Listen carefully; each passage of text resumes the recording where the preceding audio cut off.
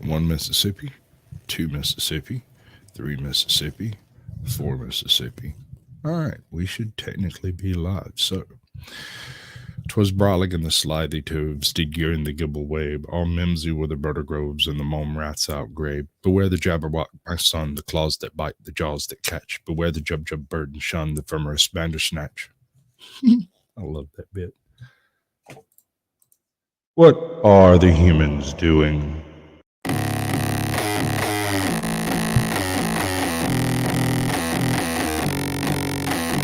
Hands flat, knuckles taped black. Pick my gloves up off the mat. Fighting's all I ever had. Wasn't born with tons of gifts. Had to work hard as a kid. Know that everything I did was to catch the other kids. Slowly built that self-esteem. Turned myself to a machine. I'd compete so I'd be seen. I would lose and I'd succeed, but you'd never see me quit. I'd always get after it. Knew I had a different gift. I'd outwork any other kid.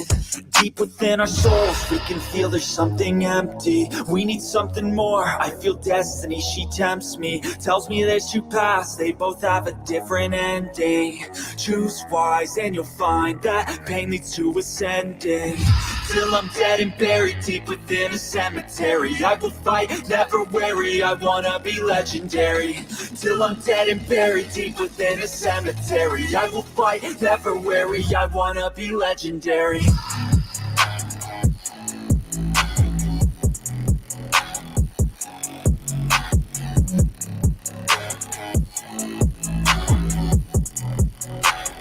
I wanna be legendary.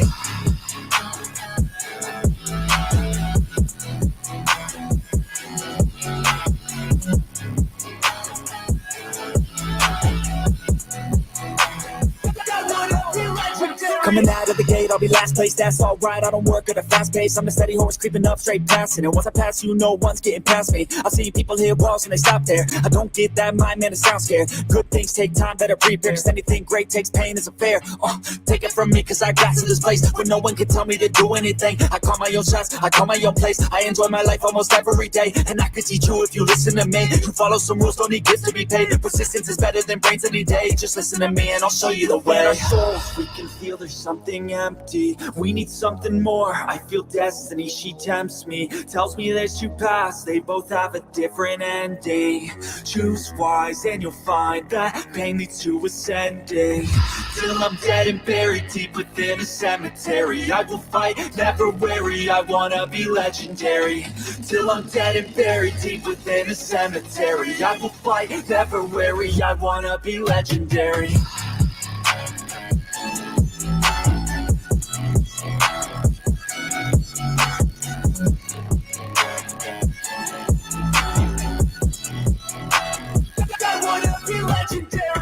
Till I'm dead and buried deep within a cemetery, I will fight, never weary, I wanna be legendary.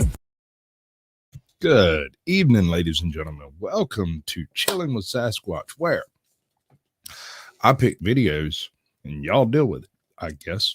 I got SnarknSass backstage. We're going to pop her right out here while she pokes at her phone like an angry toddler. How you doing? Howdy, howdy, howdy. Wow. Angry toddler. An angry It toddler. is so real loud. Hey, y'all, look, I got doo-doos in my hair. You got little doo-ditties in your hair. Sparkly. I dig it. All right, let me fix my banners. I think they got them out of whack. Sparkly and snarkly. Sparkly and snarkly. Okay. I stand corrected. Yeah. Hey, what's up? Before we get crunk up on this, I'm going to start with chat because I've been neglecting that for a minute. Oh, And do you know the rules about Sasquatch? If you're in the show, you can't get the gold. Well, that's okay. All right. You're part of the show. That's better, right? We got Mighty Whitey gets the gold.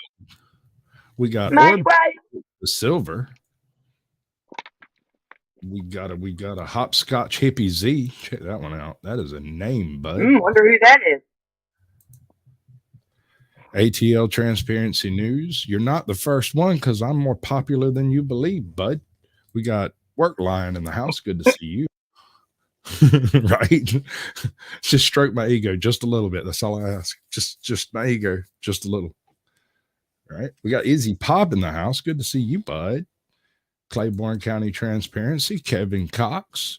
We got Joe Co, Kansas, Johnson County. You've told me, I think it's Jones County, something like that. We got Mr. Copwatch in here. We got Strictly Strange. Good to see you, bud. I've been checking out your shorts, man. Those things have been absolutely ticklish to me.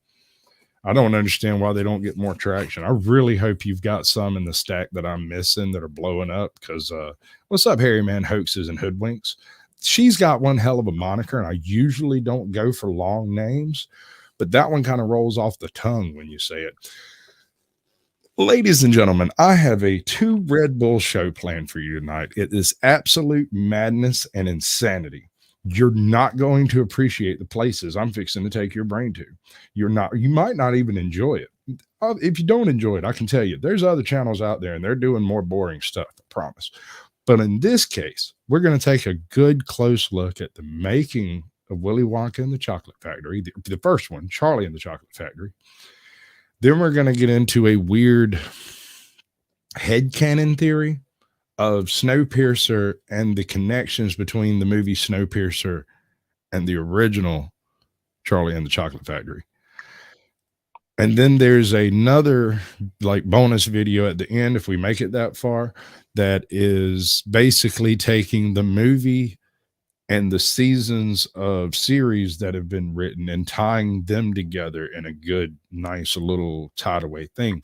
A single theory that explains all of the problems between the movie, the circumstances in the movie that don't make any sense, and the problems with the 2 seasons of series. Seriously,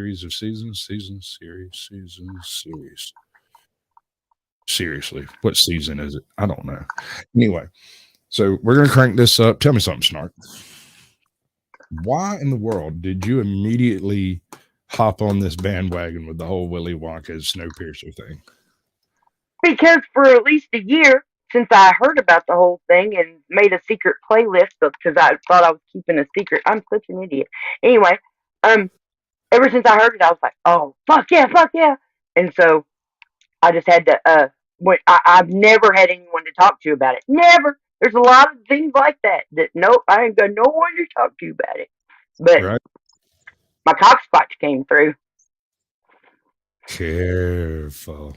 Yeah, no, I stumbled across this about a year and a half ago, I guess. All right, so I had a conversation with a buddy of mine. We were watching Snowpiercer, and we had watched it once like a few weeks before and had to stop in the middle of it.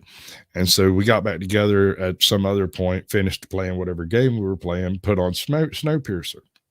We get about halfway through it, and I look at him and I go, dude, why does this give me like weird Willy Wonka flashbacks? Like there's something Wonka-ish about this whole situation. He's like, you're not wrong. I can't put my finger on exactly what it is. The second video tonight puts his finger on exactly what it is. What was the name of that one? Is that Skunk Soup or something like that? I can't remember. It's Rhino Stew. Skunk Soup. Sunday, the 1st of May, 1960. I'm going to start off with some Captain Curmudgeon to give me my intro monologue that I never did figure out how to write or do. Lost Oblast, Union of Soviet Socialist Republics, 5:36 a.m.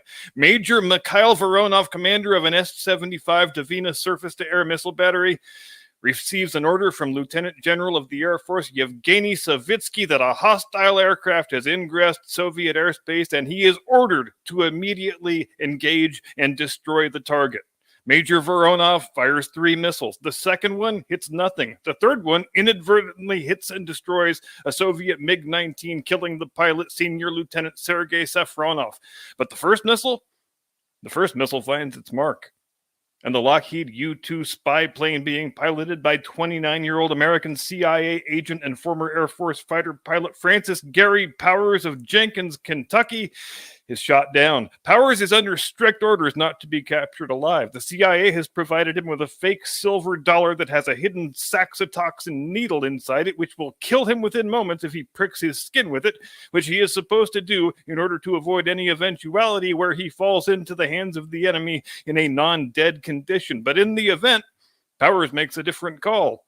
He decides he doesn't feel much like committing suicide, and since I'm wearing a perfectly good parachute, he figures, I think I'll just bail out of the aircraft instead and take my chances, which he proceeds to do. After having a bit of a wrestling match with his oxygen hose, he manages to get free of the crippled airplane and get to ground safely, where he is promptly taken into Soviet custody. Meanwhile, back in Washington, President Eisenhower knows he's got a problem, but he doesn't think it's a very big problem, at least not yet. The conventional wisdom up to this point has been that first, the Soviets, they don't even have any missiles that can reach the cruising altitude of our U-2s. And there's an interview with Powers from years after he was released where he sort of chuckles at that whole thing since, well, the way I figured it, if they can launch a satellite into space in 1957, they can probably shoot down a U-2 in 1960. It's hard to argue with his rationale, frankly, but even if they do manage to shoot one of these things down, the thinking went, it'll get so pulverized on impact from 70,000 feet that none of the wreckage will be identifiable as surveillance equipment. And if the pilot goes against his orders and tries to bail out instead of whacking himself with the magic shellfish poison needle, well, the ejection is unlikely to be survivable at that airspeed and altitude anyway, so we should be good. In the worst case scenario, they will recover a dead pilot and a bit of wreckage that is mangled beyond all recognition. But as happens so often with conventional wisdom, the conventional wisdom wound up being all wrong. First of all, they very much did have missiles that could reach that altitude, and they had been shooting them at all of the previous 23 U-2 overflights. They just needed some time to improve their aim is all. And the ejection altitude didn't wind up being all that much of an issue because by the time he managed to blow the canopy and egress the aircraft, he was all the way down at 30,000 feet. And far from being pulverized on impact, the U-2 wound up in 4 big recognizable pieces. The self-destruct mechanism on the freaking camera didn't even succeed in blowing up all of the exposed film. So Powers fails to land as scheduled at the CIA black site in Norway. Then a day goes by. Then another day goes by. And the Russians, they are not saying jack shit about anything. So the Pentagon and the State Department, they decide, well, we better get ahead of this thing, guys. And the cover story, which went out on the 3rd day, was, well, we've got these high-altitude planes that NASA uses for these meteorological and scientific flights. And the other day, one of our NASA pilots radioed in a message saying that he was having difficulty with his oxygen supply. So we think this poor bastard might have become incapacitated and lost consciousness, and there's a possibility that maybe the aircraft then inadvertently strayed over Soviet airspace while it was under autopilot. We just wanted to give you guys a heads up so in case you find some twisted wreckage and a dead body, that's probably our guy. And gosh, we sure are sorry about this totally inadvertent overflight that was unrelated in any way to any sort of military espionage. Then a 3rd day goes by, and then a 4th day. Still not a peep from anybody in the Kremlin. Finally, on the 5th day comes a statement saying a U.S. spy plane has been shot down over Soviet territory. Khrushchev doesn't say anything about the fate of the pilot, and here we have a great example of that old axiom that says you should always give a man just enough rope with which to hang himself.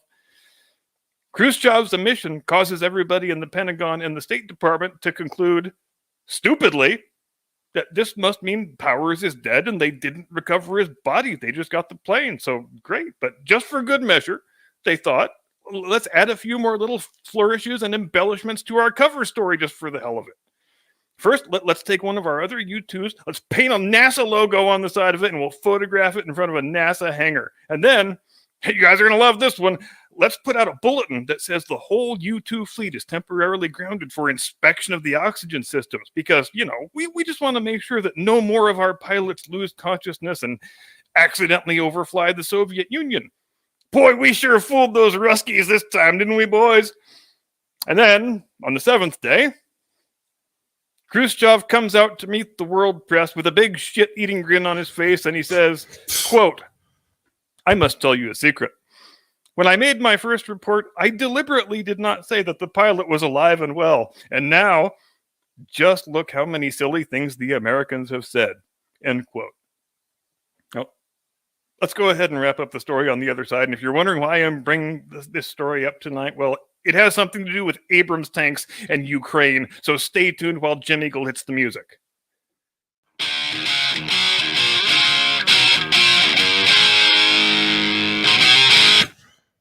I am going to beat that guy into being famous, whether he wants to or not. Well, I mean, that's what you're doing for all of us, isn't it? I feel like I have more opportunity with some than others, I guess, maybe. I feel like he's got a chance if he can just get out from under the shadow of whatever weirdness is going on with his channel. You know, I've run about 300 people through that channel, and none of them say and I've never heard a single person say they've unsubscribed. I don't know. It's weird stuff. What's his count at? What's his sub count around? When I found him, he was at like 96, I think, or maybe 100. And when after the show and a couple of uses of his monologues, he went up to about 178. Between there and about 185, and he's been bouncing up and down the whole time. And I know at least how long had that channel before you found it? 2 years. With 96 subscribers? Give or take. He said he'd go up as much as 200 and go back down to 50 occasionally for inexplicable reasons. That which is makes weird. sense. Yeah, well, I mean, that's just life on YouTube, that part. Oops. If the algorithm has its finger on the scale some kind of way, it looks obvious on the back end when you're looking at videos that are going viral and then just plateau and flatten off. That's not normal. I mean, you'd have interest and then a drop of interest. It wouldn't be just nobody else looked at it, you know. And they go the almighty algorithm. So like when you're on your profile and you're scrolling through, you keep seeing your work pop up in shorts, right? Not really. I don't see, not on this, like when I'm on a different one, I see it, but not on this one. On mine, on my own, I see my own shorts put on my own feed in front of me. It's specifically shorts that are not performing at all. For whatever reason, it's like the ones that I've got that got like 70 views or 20 views or whatever from like a year ago.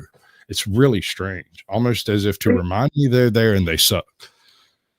When you upload, once it loads and it's ready, do you go in, watch it, and hit the up thumb for yourself? I don't generally thumbs up it until after it breaks 100, just to let me know that I did go in and check it. I go in and check like messages and stuff in the feed itself. I don't generally turn on my computer until after 3 in the afternoon. So yeah, I noticed that you're slow to come back with your replies and you know, dude, and hearts. I had a whole bunch of comments that were held for some reason. And I go in and I go through and I answer all the comments that I had and hearted and a thumbs up, everything that I could find. And I get done and I closed it. And then I thought, oh, wow, I needed to edit that video, right? So I went in to edit something on the video. And when I pop it back up, there's a whole nother 2,000 comments there that weren't there 2 seconds before from 6, 8, 9 months, a year ago. Yeah. So I go through and start working on stuff like that happening. Yes, I've had videos that were posted a year ago that I just figured nobody, just didn't get a lot of views. I mean, I'm not hung up on it, but all of a sudden somebody tells me they leave a comment in this video that's however old, and they go, "This notification was just now today in my feed." And it's 8 months old. Yeah. Hey, hobo scum, welcome to the show, bud. Good to see you. We also had somebody else hop in. Captain Caveman himself has joined the chat. That's awesome. I love that stuff. All right, so we're going to get off into the first bit of madness, and I'm going to run these because since this is a kind of a long video, it's about 30 minutes. I'm going to run about 8 to 10 minutes and break, do the thing, and then get back to it because I'm going to try to do all of this in under 2 hours. We'll see.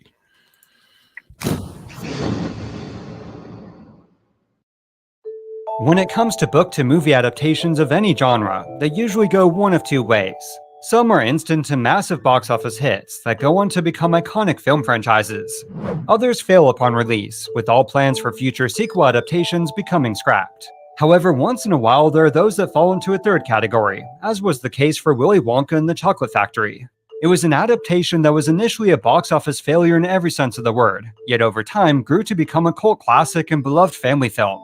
But the origins of how it came to be is quite surprising, and a story definitely worth telling. So let's take a deep dive into the history of Willy Wonka and the Chocolate Factory.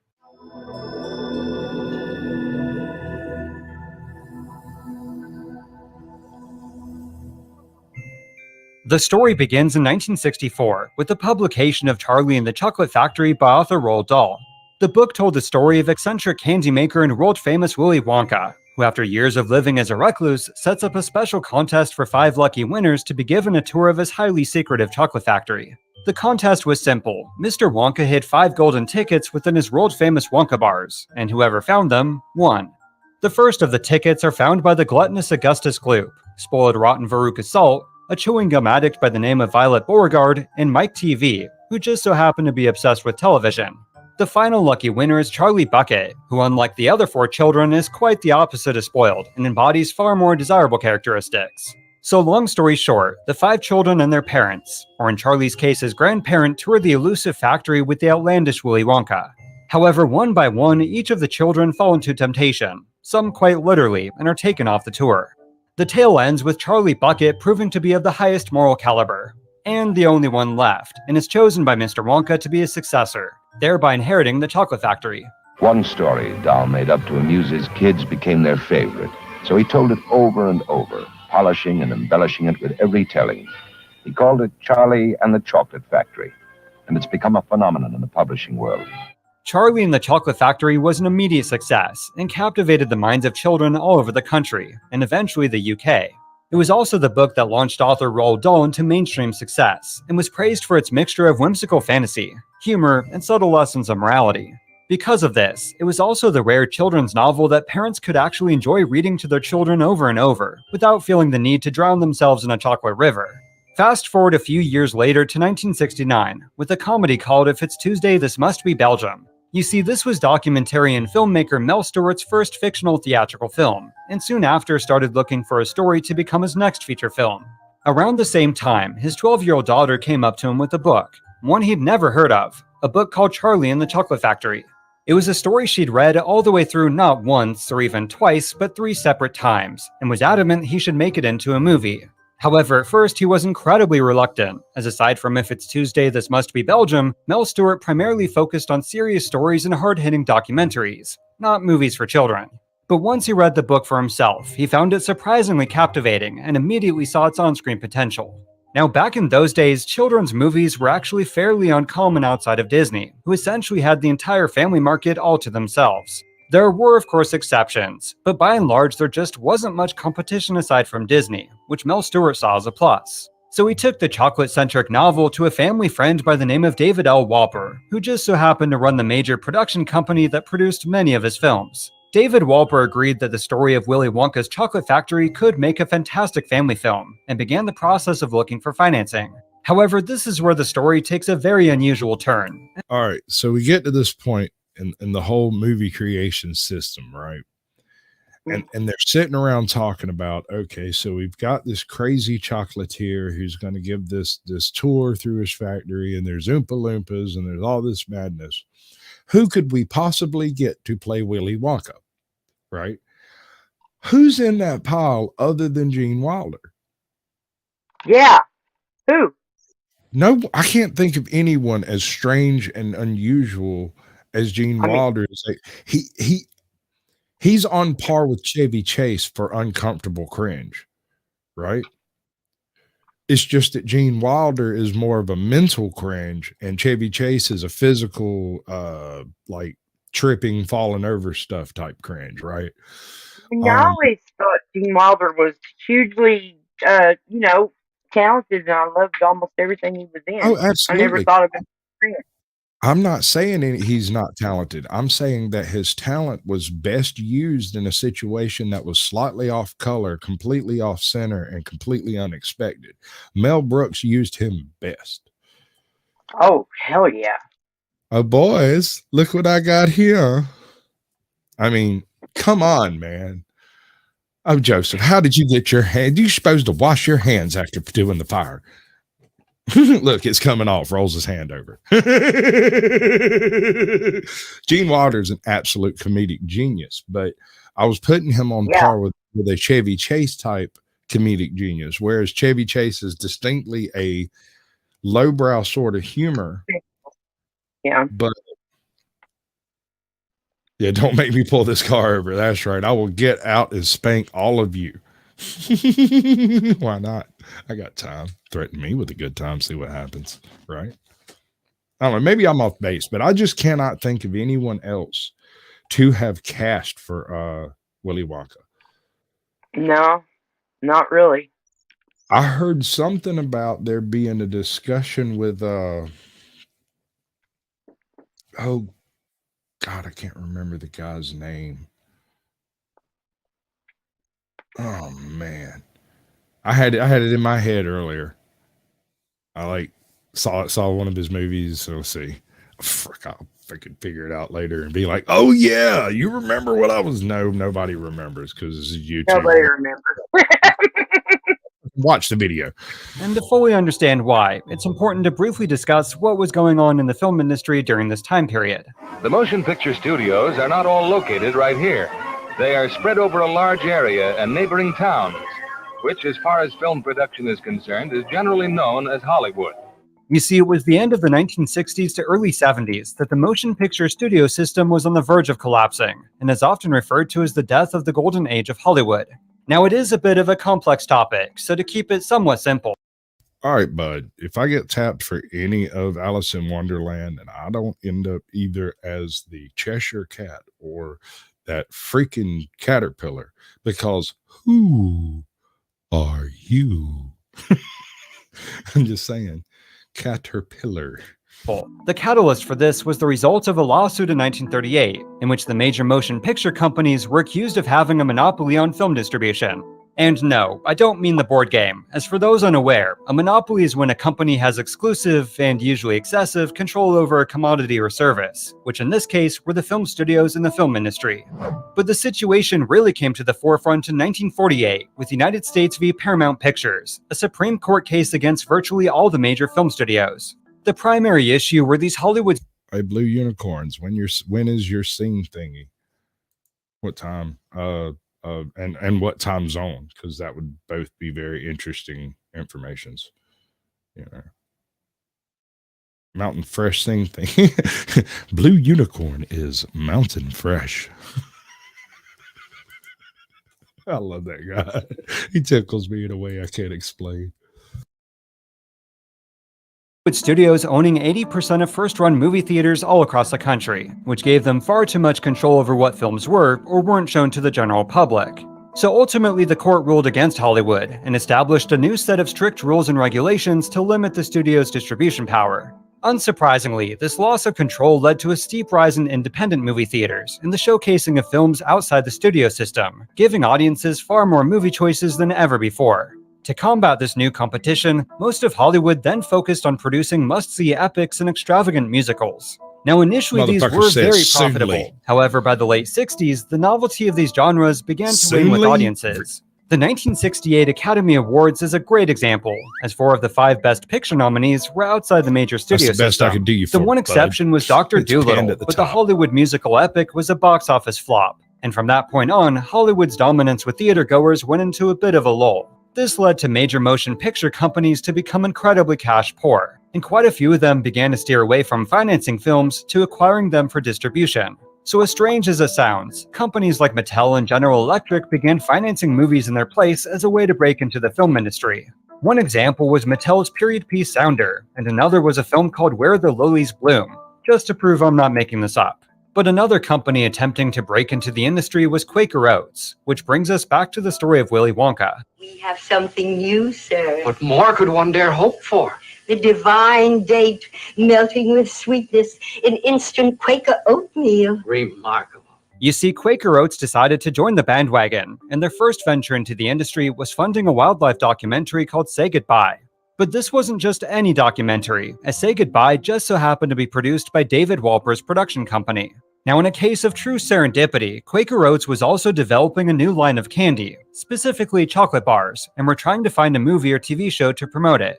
Of course, David Walper did have such a project, one he was trying to find financing for that was literally about chocolate. So Quaker Oats signed an exclusive deal with David Walper's production company, and thus began the process of acquiring the rights to Roald Dahl's chocolate fantasy adventure. Now, this wasn't the first time the author had been approached for a film adaptation of his work, as in the 1940s, Walt Disney set out to adapt one of his short stories called The Gremlins. Unfortunately, while the movie did get pretty dang far into pre-production, between allegations of copyright infringement and the war it was based on soon coming to an end, the film was ultimately scrapped. So using the abandoned animation's concept art, Disney wound up publishing the short story as a book, which actually played a pretty big part in jump-starting Roald Dahl's success as an author. I was very lucky because my first little book I wrote was called The Gremlins, which was bought by Walt Disney. Anyway, the filmmakers expressed interest to Roald Dahl in adapting Charlie and the Chocolate Factory, and he was open to the idea, but he had a couple stipulations that were non-negotiable. First was the staggering asking price of $500,000 for the film rights, or just under $4 million today. And while I usually refrain from jumping ahead in the story's timeline, just for a comparison, J.K. Rowling sold the film rights for the first 4 Harry Potter books for $2 million, or $3.3 million today. That said, the $500,000 was also to cover his writing fee, as he would only sell the rights if he was allowed to write the screenplay himself.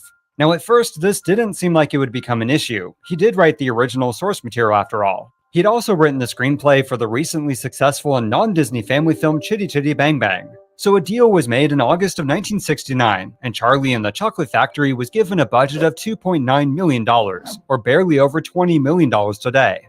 Now, initially, the tight budget did prove to be a bit of a concern, as to properly bring Willy Wonka's fantastical factory to life on the big screen, production design wasn't something that could be skimped on. So the filmmakers reached out to Disney legend and Academy Award-winning art director Harper Goff, who was no stranger to making the absolute most of a tight budget, such as his work on the original Disney park, and at the time, the upcoming Walt Disney World theme park. I knew the story by Roald Dahl and admired it greatly. Agreed. Technically, the picture is a special effects type of picture, and the art director's job is very important. When it came to casting the children, honestly, there's not too much to say of particular interest, although they did all have to audition using the original book since Mr. Dahl was still writing the screenplay. That said, the casting of Willy Wonka himself is a whole other story, and the first of many, many creative differences between the filmmakers and Roald Dahl. You see, the author pushed very hard to get either Spike Milligan or Peter Sellers for the part. For those unaware, Spike Milligan was known as a comedic genius, famous for his incredible improvisational skills, and was hailed as the godfather of British comedy. Peter Sellers was known for his versatility and ability to completely transform himself, sort of like a Daniel Day-Lewis of comedy, and personally begged Roald Dahl for the part. But despite auditioning both of the two beloved comedic actors, they were both rejected for Willy Wonka, much to the frustration of Roald Dahl. However, another actor that was called in to audition was a rising star in American comedy by the name of Gene Wilder. I'm wet! I'm hysterical and I'm wet! I'm in pain! And I'm wet! And I'm still hysterical! You see, Gene Wilder had recently starred in Mel Brooks' The Producers, and while not necessarily a critical or box office success, his performance was highly praised, and even received an Academy Award nomination. However, outside of this and a handful of other minor parts, by and large he was still relatively unknown. Regardless, Mel Stewart was a fan of his work, and felt the actor's devilish charm and cynical edge made him perfect for the part of Willy Wonka. Roald Dahl, on the other hand, felt he was a very poor choice. I don't mind the disruption, but I will certainly take you up on a spanking. Peter Sellers. Attitude to be pretentious. And Yeah, no. That would have been a good choice. Peter Sellers could have sold that role if he did it He right. could have. I don't know that other guy. I've heard of him, but don't know him. Yeah, Jackie Gleason was funny, but I don't think he could have pulled off Willy Wonka. Mike Milligan. Just like this most recent Wednesday adaptation, right? They got the cast. The cast is awesome, with one exception. Gomez is not fat. Gomez, You know, in some of the, yeah, and I was really surprised, and I'm still not sure how I feel about. I forgot that actor's name. I used to know it. Either, but I mean, and I love him. I've seen him in a bunch of stuff. But to be clear, he did a phenomenal job trying to do a role he is just not properly cast for. I'll give him that right there. You know who I would have liked to have seen in that role? Leguizamo. Leguizamo, right? Yeah. Oh, yeah. dude, Yeah. Flawless. He would. All he'd had to do was paint a mustache on, and he'd be good. Yes. I thought about that for a long time. When I heard they were doing a Wednesday series, I was like, you know, it's always Leguizamo. Anytime there's any role like that, that's who they trot out. I thought about Pedro Pascal, but I don't think he could have pulled off the right type of charm. And like I said, the man who plays it does an excellent job, considering he's not cast for the right role. Yeah. I mean, it's not. I mean, it's not even the fat part. You know, he's not the right person for the role. That's all I'm saying. I don't think so. Yeah, I'm not faulting the actor for that. He did a phenomenal job. It's just a bad circumstance.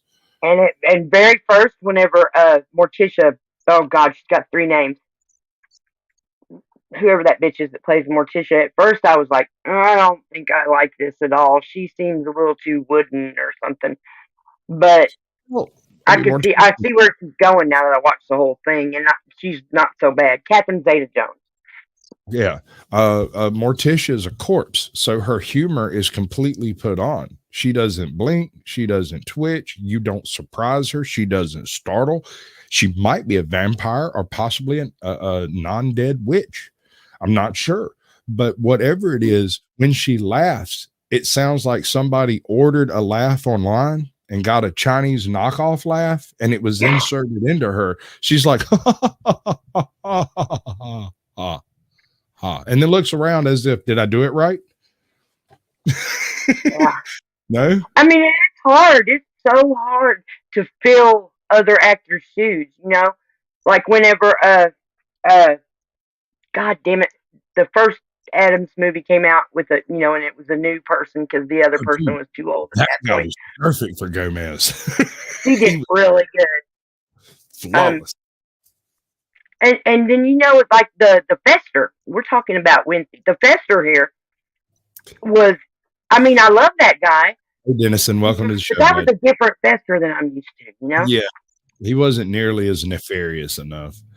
One of the issues I have with Gomez being chubby is I can't remember what episode it was, but in one of the episodes, Gomez is missing for all the episode till the very end when he comes walking in wearing a fencing outfit. And Morticia's like, where have you been, honey? He's like, training with the U.S. Olympic team. They'll be in the hospital for a month. And he slings his sword over the thing, and it lands in the sheath across the room. Walks in and dips her, and it cuts right before they kiss. And it was one of my favorite scenes of all of it. Right? I just hope I didn't make that one up because that would suck. Right? But I distinctly remember him hospitalizing several of the Olympic fencing team from that particular year. Freaking beautiful. I like that they brought fencing back too. That Wednesday was fencing. Mm-hmm. And it would make sense that she would be an expert. I mean, he doesn't compete because he doesn't qualify for some reason. I don't know the reason why he doesn't qualify for the Olympic fencing team. He's an amateur. He doesn't do it professionally. He qualifies across the board except for maybe a felony or something. I don't know. I mean, he is Gomez. He probably murdered someone at some point in time. So I can see that disqualifying him. I don't know, maybe. Yeah, so let's get some Denizen X going on up there on the pinned message slot. And MVTV, I didn't miss you, bud. I was just trying to wait for a good spot to say, hi, how you doing, Cat? Hey, MVP, glad you're okay with your safety wellness check and all. Right. No, I require that man check in about once a week. I mean, a couple of weeks ago, he was sitting in about 6 foot of snow, and his check-in was to poke it out the top of the door or whatever. He's just like, film around, pull it back in and look at it. Yeah, it's beautiful. Yeah, welcome to the show. Him. One of us. One of us. One of us. One of us. Goes to how he envisioned the Willy Wonka from his novel. But to the author's dismay and frustration, his objections were ignored, and Gene Wilder was hired on the spot after his audition. Unfortunately, this wasn't the only issue, as there was another source of friction beginning to form that had to do with the screenplay itself. You see, the initial draft was finished by Roald Dahl in 1970 and delivered more or less on schedule. However, to the annoyance of the movie's director and producers, it was less of an adaptation of his beloved novel and more of a carbon copy just in script form. This was a bit of a problem, as the filmmakers were counting on the author to enhance the book's thematic elements, and at least take some creative liberties so it would properly translate onto the screen. So they wound up giving the author a laundry list of requests for the second draft, crossed their fingers, and continued on with pre-production. The villages in this part of Germany are different from those in the other regions, not only in appearance, but also in their way of life. As far as where the movie was to be filmed, the director wanted to avoid setting the movie's story and events in a specific place or time. So he chose Munich, Germany for its fantasy-like aesthetics and architecture, and the nearby historic Bavaria Film Studio for the indoor portions of Wonka's factory. That's it. Woody Allen. That was the one I was trying to think of. I heard tell that Woody Allen had said something about being involved in the movie, and that the guy that was doing the director was just like, absolutely not. Well, aren't we so glad he didn't? Well, I think he come across Gene Wilder and was like, there he is. You know, hopefully. I mean, you know, perfect casting is a miracle to behold. It really is within its own self. A casting director is one of the most important features on a movie. You can screw just about everything else up, and if you've cast it well, the actors themselves will take care of the rest of the scene.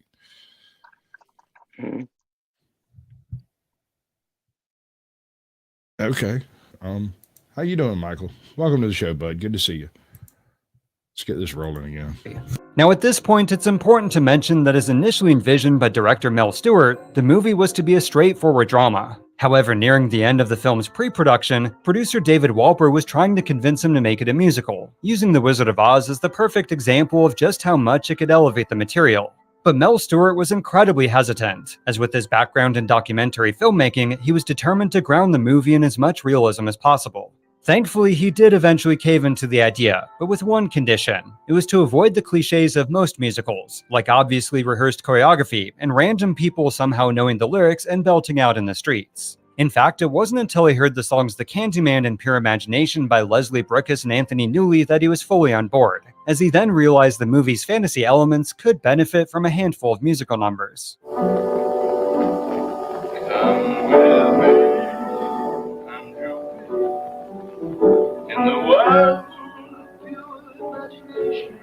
By the spring of 1970, everything was coming together for Charlie and the Chocolate Factory, but a major problem began to surface that almost doomed the film entirely. The Oompa Loompas, but not the ones you're thinking of. You see, in the original novel, they were described as, and I am taking this straight from the book, black pygmies with the appearance of being made out of chocolate. Their backstory was also a bit troubling, as they were shipped quite literally in cargo from the jungles of Africa, with the sole purpose of coming to work at Willy Wonka's factory. They were also paid because Roald Dahl was a racist. I know, yeah, but I had completely, somehow that tidbit had completely slipped my mind. I forgot that the freaking pygmies were supposed to be chocolate.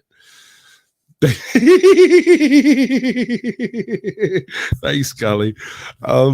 It just slipped my mind somehow. I just got used to the Oompa Loompas and didn't think any further about it. But when he shows I've read that book, you know, and I was like, ooh. I didn't know it was the book till I had 3 kids. I just thought it was a favorite movie that we always watched at Grandma Carly's that I grew up with and the kids loved, you know. I don't know. I guess it's proper typecasting. I mean, the idea, or in the book, the idea was that the village that the Oompa Loompas were living in was going to be destroyed by diamond mining or something like that. And he gave the village a choice. You can come live and work in the factory as part of the tour, and all you got to do is learn a couple of dance numbers and just basically be jovial, or y'all can stay here and get run off your land eventually. And either way, you're leaving. There's no two ways about it. So I'm perfectly willing. Every single one of y'all. By the time Snowpiercer comes. Oh yeah, well, we'll get to that. We will get to that in a minute. We're getting there. I know we will. We're getting cocoa there. beans with no living wage. Happily, I might add. So the whole thing had a very Song of the South vibe to it. Now, in 1964, when the book originally came out, the depiction of the Oompa Loompas was largely ignored and glossed over. However, within a matter of years, the ramifications of the civil rights movement would change the country forever, and this extended to the ongoing issue of racial stereotypes and characterizations in the entertainment industry. So by 1970, when the movie was being made, this particular aspect of Roald Dahl's beloved children's novel was seen as racially insensitive and derogatory. To make matters worse, upon learning the book was being made into a feature film, the National Association for the Advancement of Colored People, or NAACP, spoke out specifically against the film's production.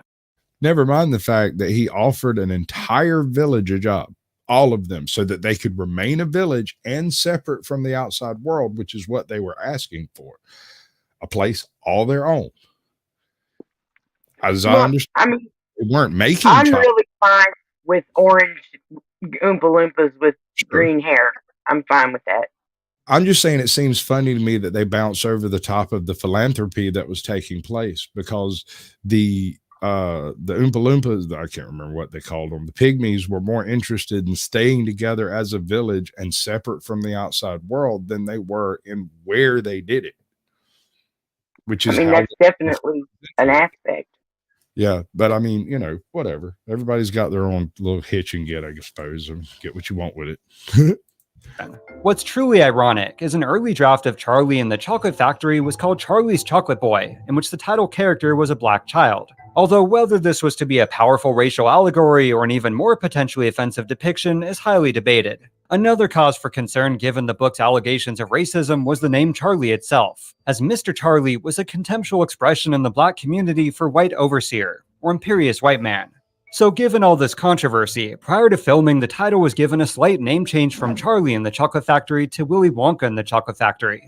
Although, full disclosure, this was also a request by Quaker Oats to better promote their upcoming Wonka bar, so it might have been a two birds with one stone situation. This was also done to avoid confusion with those who would abbreviate the title, as Have You Seen Willy Wonka is far less awkward than Have You Seen Charlie. But the most significant change that came from all this was completely reimagining the Oompa Loompas themselves, as they were given an... What year was this? 1971? 3? 2? 3? Maybe 2. It may have been 72. Somebody check out what year Willy Wonka and the Chocolate Factory came out. I'm freaking dying to know suddenly. Because before the Vietnam War, Charlie was a derogatory term for a white man in charge. After the Vietnam War, Charlie was a derogatory term for a Vietnamese guy. Yes, I know you want some dark chocolate, Scully. You're just that type of guy. Orange skin color and bright green hair. The characters' origins were also altered pretty dramatically, as they now came from Oompa Loompa land and were given a far more fantasy-esque background.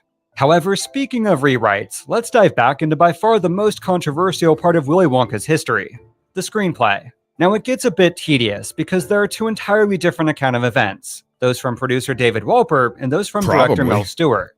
According to Mel Stewart, Roald Dahl's second draft was, quote, a vast improvement over the first, but still could use a few revisions, so a young writer by the name of David Seltzer was hired to polish up the script. Specifically, he would supply the filmmakers with concepts, which were then passed along to Roald Dahl to implement into the third draft. This third draft was then received in July of 1970, and they were, quote, very pleased with all the revisions Roald Dahl added to the screenplay. And aside from a bit more touching up by David Seltzer, this was the version to be filmed. Producer David Wolper, on the other hand, had a much different account of events, implying that Roald Dahl refused to make any changes from the first draft, and referred to it as, quote, almost unfilmable. Going further, in his version, David Seltzer wasn't hired to supply concepts or polish up the script, but rewrite it, and this is what became the third draft. Now, both the producer and director admit Roald Dahl wasn't happy with the rewrites made to his original screenplay, but then the story changes once again.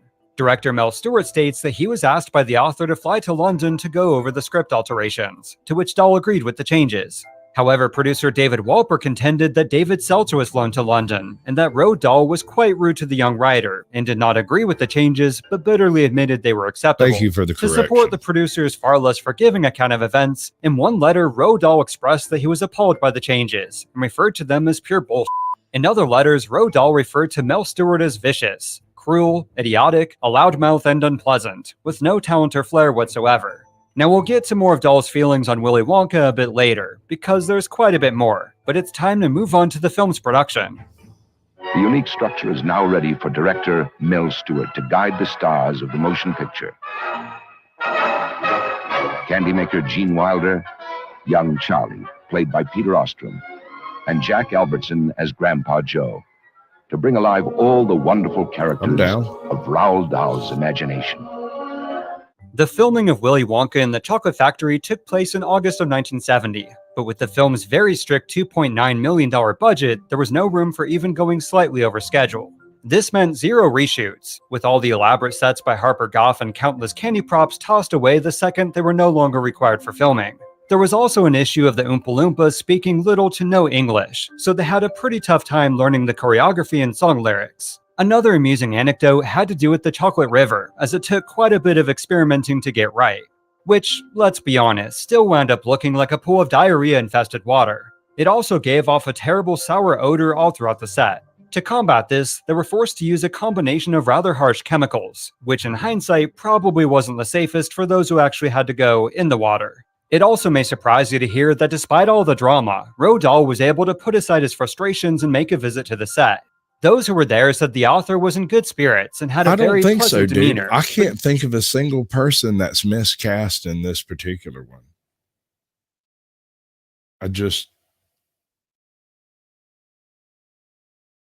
I mean, the children were obnoxious and in your face and over the top, and the adults were just as annoying in their own way. Everyone was their own personal archetype. And Uncle Joe was a evil son of a bitch. It's all almost directly on point. I don't see it. Gene Wilder is so perfectly cast for this role, he never escaped it. I love that. Tell me again. Oh no, don't stop. Right? I mean, this kind of positive association with the film would not last long. Now, unlike most stories here on Yesterworld, there isn't much else to say about the production itself, or even the film's post-production, as virtually everything that was shot wound up in the final film.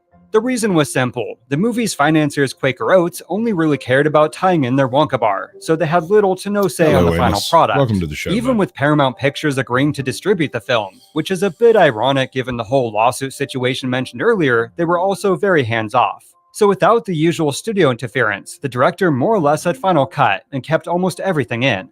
However, an exception was one of the golden ticket interludes, in which a man climbs a mountain to seek the wisdom of a guru, but after discovering a Wonka bar with no golden ticket, tells the man life is a disappointment. For better or worse, due to a poor audience reaction during a test screening, the sequence was cut and is yet to see the light of day. There was also more graphic imagery in the tunnel scene, one of which featured a live chicken getting its head cut off. Now at this point you might be wondering, okay, so what about the Quaker Oats Wonka bar? The literal reason for the movie even getting anybody? made. A little bit of Black Sabbath on set. Willy Wonka and the Chocolate Factory. Gee, what a keen movie. I love that Willy Wonka. Yeah, but how about that Chocolate Factory? Heavy. Sure wish I could make my own candy. Yeah. You see, as the movie continued to receive the final touches for its release, Quaker Oats was indeed ramping up their Wonka bar tie-in. This would also include a Wonka Candy Factory kit, which allowed kids to make their very own Wonka bar. I'm down, Scully. Unfortunately, the official Wonka bar never became a reality, as supposedly there was a major problem with the chocolate formula, specifically its consistency. Some sources say it actually did make it onto the shelves and was recalled, while others insist it was abandoned before manufacturing. Regardless, while there wasn't a Wonka bar per se, they did have other candy products to tie into the movie, the Willy Wonka Super Scrunch Bar and the Peanut Butter Oompas.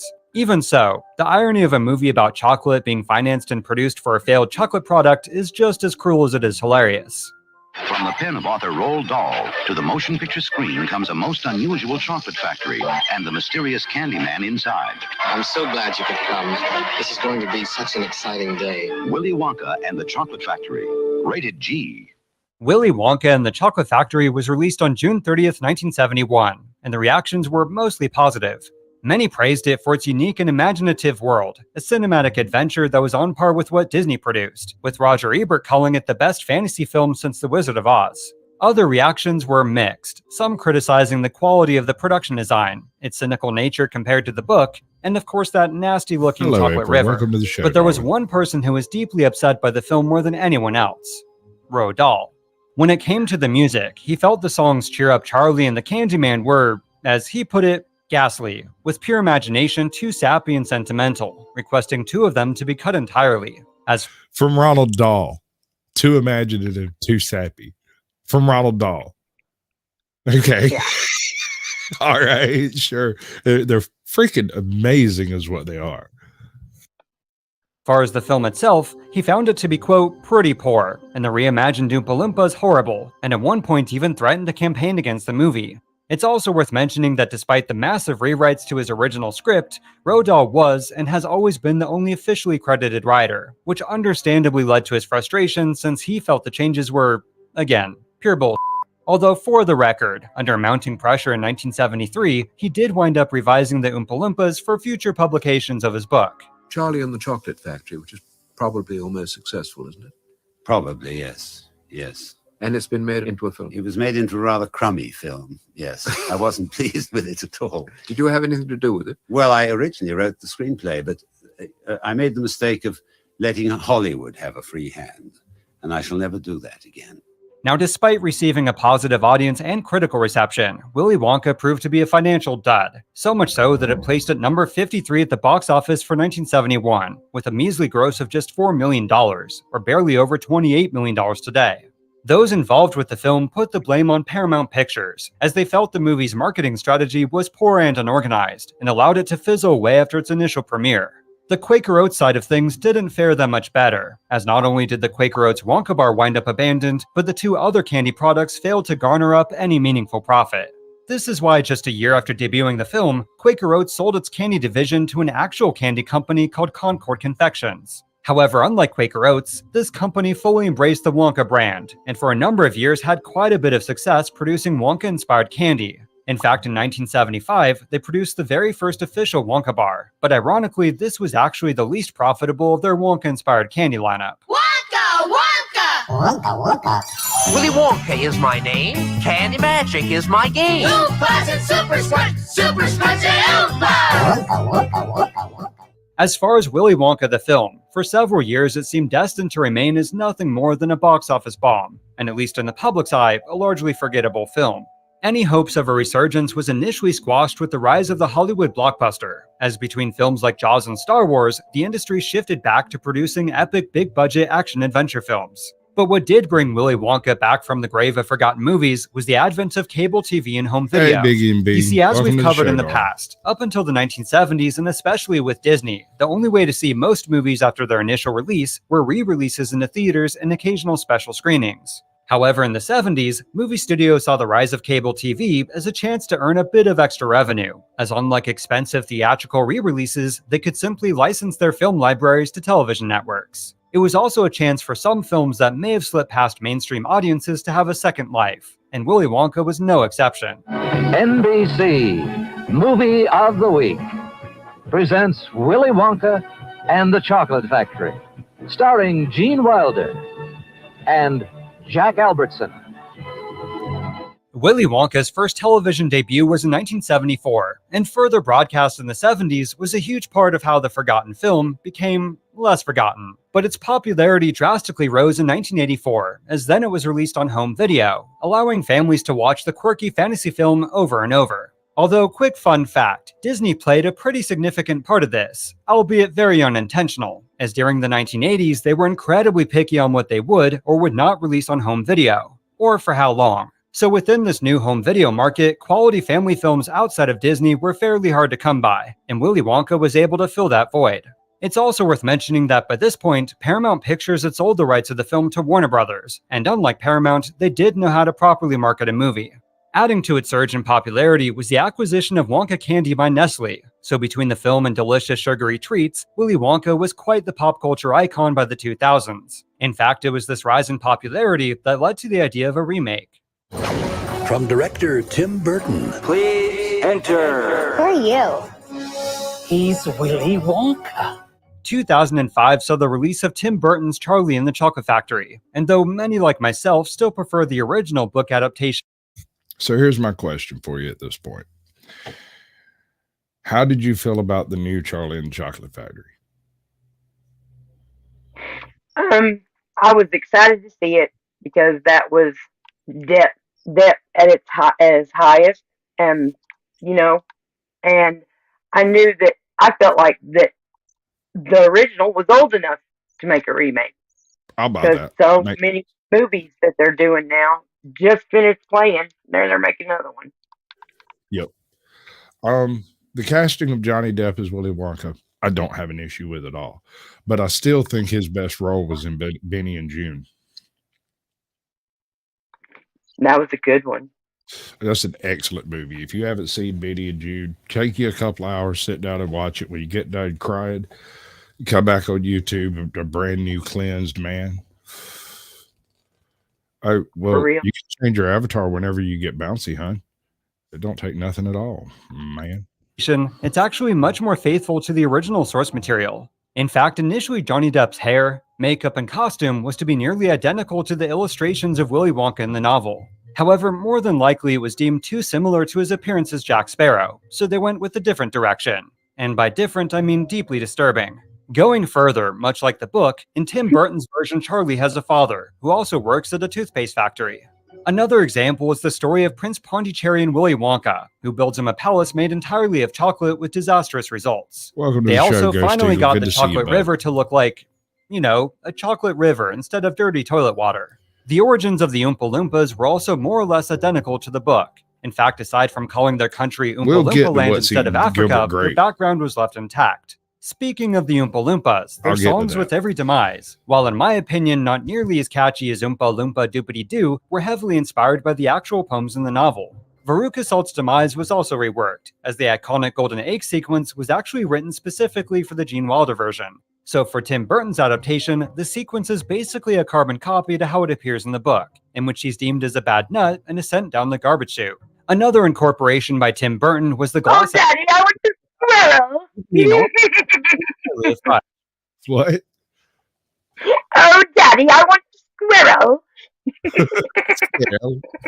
Squirrel. Them squirrels fucking took that girl down the hole.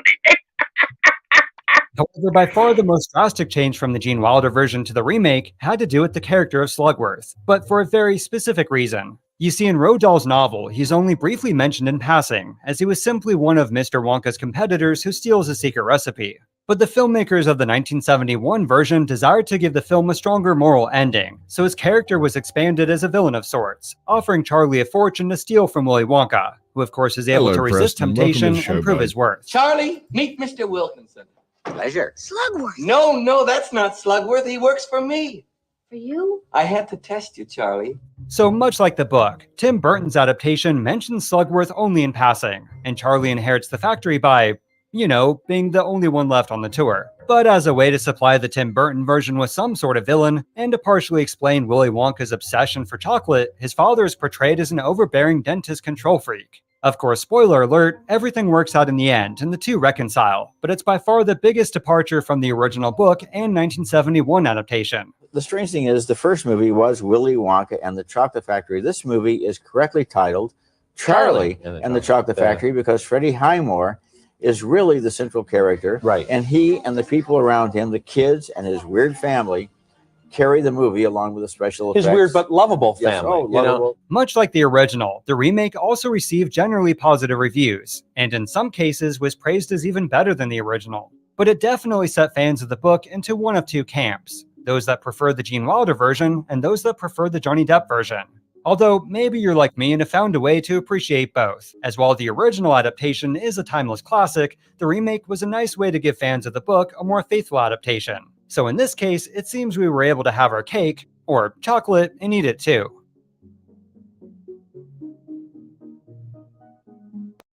Fantastic. All right. So now you got your teeth into Willy Wonka. You're fully immersed into the lore of Willy Wonka. You know everything there is to know about the creation of Willy Wonka and the Chocolate Factory. We're there. I could do the same thing with Snowpiercer, but that's a 45-minute video, and I'm not really willing to put that much time into this particular swing. So what we're going to do instead is step into the tie-in between the two. Right. There you go. So one of my favorite filmmakers. There we go. All right. Let me get this done properly so that I can do it correctly. Oh, get rid of that. Rhino Stew. Now, homie's running around with 129K subscribers, so he must be onto something, right? Yeah. Maybe I should leave a like on that video. I know I've liked that video. YouTube being weird. So one of my favorite filmmakers is the South Korean director Bong Joon-ho. I remember seeing his film The Host when it came out in theaters when I was like 16, and it blew my mind. His stuff is really dark and quirky, and he didn't really break out in the US in a huge way until Snowpiercer came out. I really, really like Snowpiercer, but one interesting thing about it was that it reminded me of my favorite movie of all time.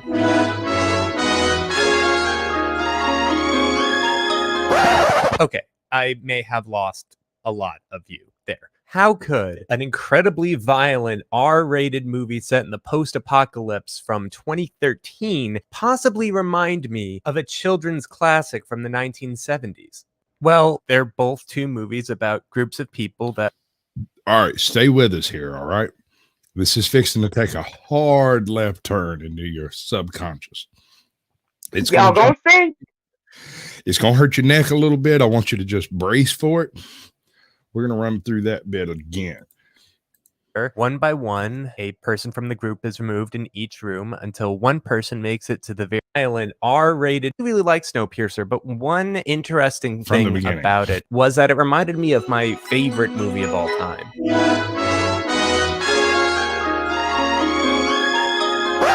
Okay, I may have lost a lot of you there. How could an incredibly violent R-rated movie set in the post-apocalypse from 2013 possibly remind me of a children's classic from the 1970s? Well, they're both two movies about groups of people that work their way through a large, fantastic structure. One by one, a person from the group is removed in each room until one person makes it to the very end, who then found out that the entire thing was a test because a wealthy industrialist needed to find a new successor. Okay, are you still with me? Because the more I've been thinking about it, the more I'm convinced that Snowpiercer is a sequel to Willy Wonka, and Ed Harris plays the adult version of Charlie Bucket, who took over Wonka's candy empire and who is the one who built the super train.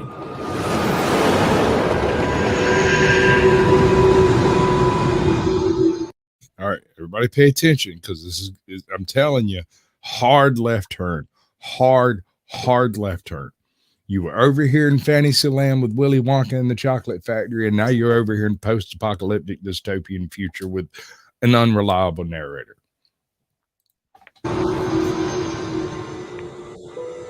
Before I start getting into the specifics, let's take a look at the broad commonalities that these movies have. Both of the plots heavily revolve around economic class structures, children, food, and I mean food in a big way. I know what people taste like. Roast beef and a baked potato. But most interesting of all, both of these stories thematically examine sacrifice, choice, and free will. There are few moments in Willy Wonka, if you think about them, play into the idea of fate and the roles that certain people are destined to fulfill. Do you ask a fish how it swims? No. Or a bird how it flies? No. No, sirree, you don't. They do it because they were born to do it. I am a hat. You are a shoe. We must each of us occupy our preordained particular position. Just like Willy Wonka was born to be a candy man, and you look like you were born to be a Wonkerer. Curtis, this is your destiny. Now let's look at the hard facts. Remember that Willy Wonka specializes in creating two different things in his factory: state-of-the-art food production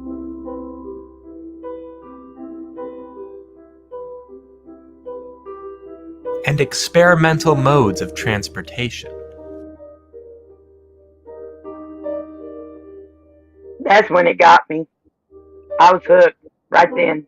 And he does all of this in a factory that is completely sealed off from the outside world, meaning that Wonka has the technology to make a food-producing factory that is self-contained and self-sustaining.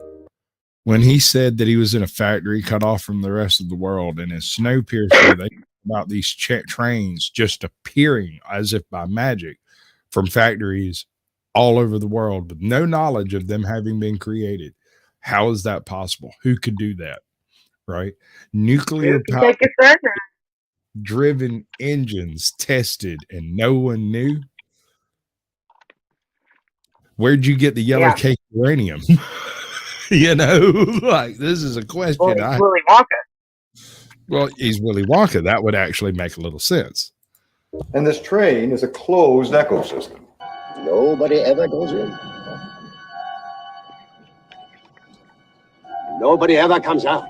With that in mind, let's try to piece together a hypothetical timeline that links these two movies.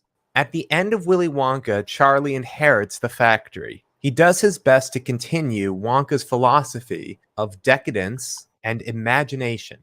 But let's suppose that Charlie ends up forsaking his last name Bucket and as an apprentice takes on the name of Wonka, specifically Wilfred Wonka. And also, like his teacher, is sure to brand everything with a giant W. Fast forward to 2014.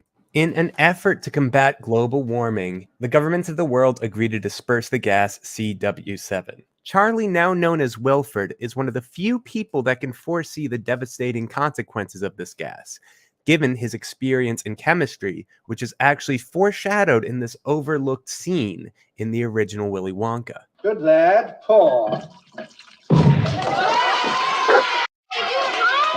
No, certainly not. This is for very big walls. Realizing that CW7 would be too effective in cooling the planet, Charlie devised his only plan that he could to save the rest of humanity, by focusing on Wonka's transportation and self-sustaining aspects and making the Snowpiercer, under the guise that it was simply just another luxury product.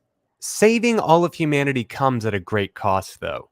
Charlie knows that the population is going to have to be strictly regulated in order to keep the train self-sustaining, which is going to involve the loss of human lives.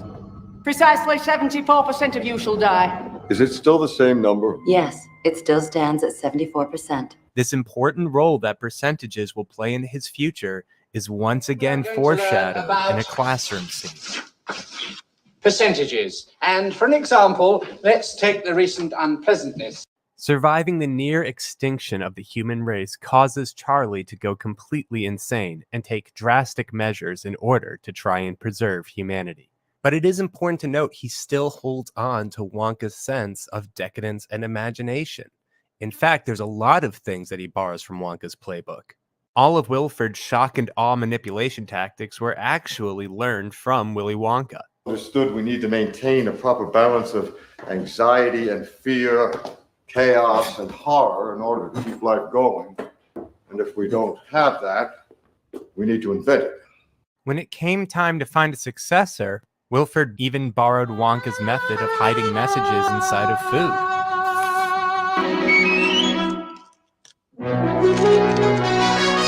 And using spies. That wasn't what Gilliam and I had in our plan. What? Oh, don't tell me you didn't know. Gilliam and I, our plan. Come in, Mr. Wilkinson. Charlie, meet Mr. Wilkinson. Pleasure. Slugworth. No, that's not Slugworth. He works for me. All right, pause for a second. Feel free to call me crazy if you haven't already. But don't you think that there's a little bit more than a passing resemblance between Mr. Wilkinson, the spy hired by Willy Wonka to play Slugworth, and Gilliam, the leader of the back section of the train that was secretly working for Wilford all the time? Would it be too much of a stretch to assume that they are in fact the same person? The timelines match up, and it makes sense that Wilford would refer to Gilliam as an old friend. And having it be the same character adds a layer of significance to this moment from earlier in the movie. I'm a shadow of my former shadow. My day was decades ago. And the strange thing is, he might not be the only character still alive. Fair warning, even I think this next part's a bit of a stretch, so if you want to get back to more reasonable things in this already unreasonable video, just skip to this mark. There's something weird about the passengers in first class that Wilford has in charge of the train.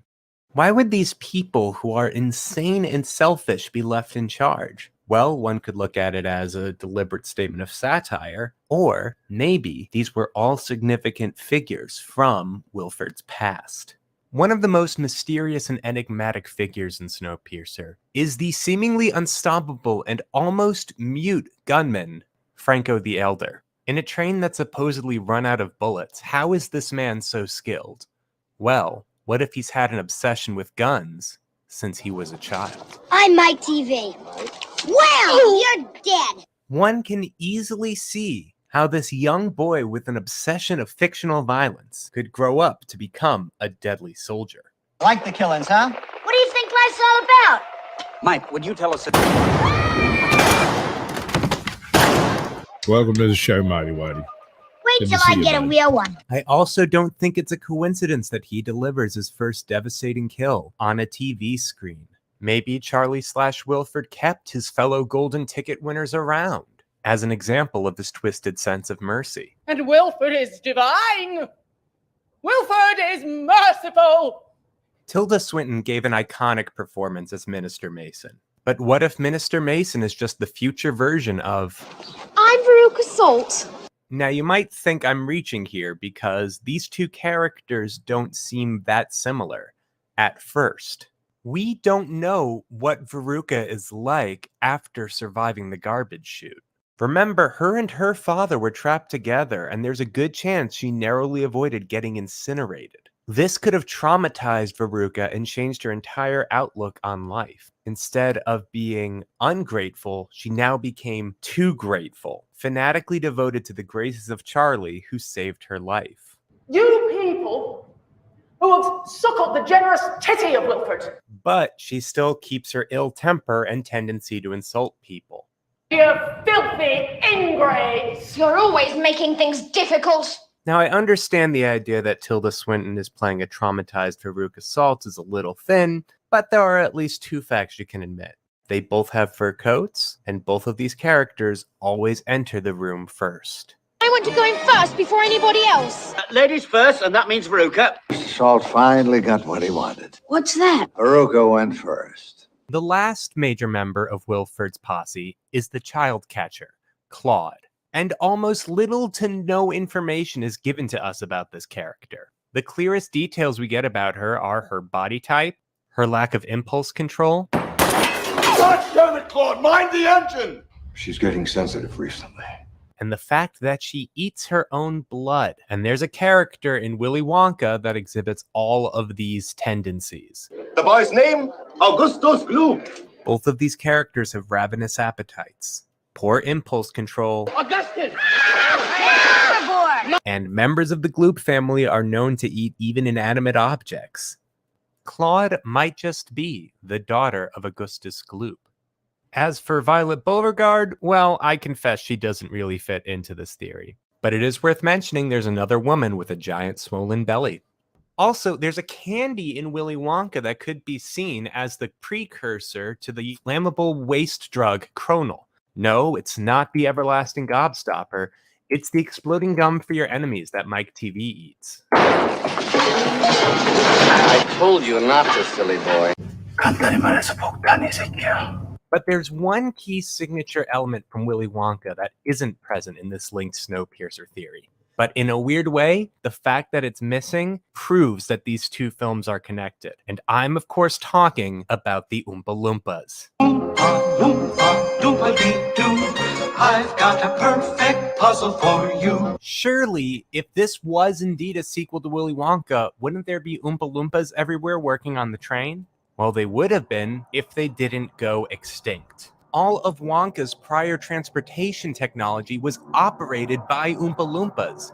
It was operated by tiny people. The space only allows for a very small person. The engine lasts forever, but not so all of its parts. That piece of equipment. And that's where it sealed it for me.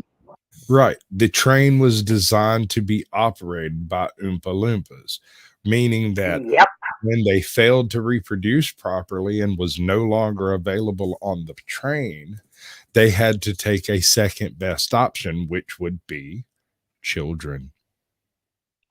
Or little bitty,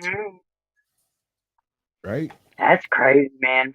But that's when it sealed it. I went, oh, okay, because they drug me in, and I was like, whoa. And then I'm watching it, I'm going, oh wow. And then they were like little people, and I went, oh my. When I was watching Snowpiercer the first time, and we came across that part where he talks about how it take little people to be able to get in there and do what's needed to be done. The parts wear out, they have to be replaced, and only very small people can get in there and do it. And I'm like, you designed a machine to be irreparable by yourself or others that you know. That makes no sense. That is a suicide. That is not a machine that can continue without a separate plan having been misplaced. I mean, and he could predict that the world was going to get frozen over and have all this stuff ready, but he couldn't predict that the Oompa Loompas didn't have any girls. They ain't Smurfs. Where'd they come from? Well, there's even one Smurfette. So, yeah, but it's just crazy. It's just crazy. Pay no attention to the man behind the curtains. Maybe it was because of the climate. Maybe it's because there is no female Oompa Loompa and thus they can't procreate. But once all the Oompa Loompas died out, Wilfred Wonka needed the next best thing to keep his perpetual engine running. Small children.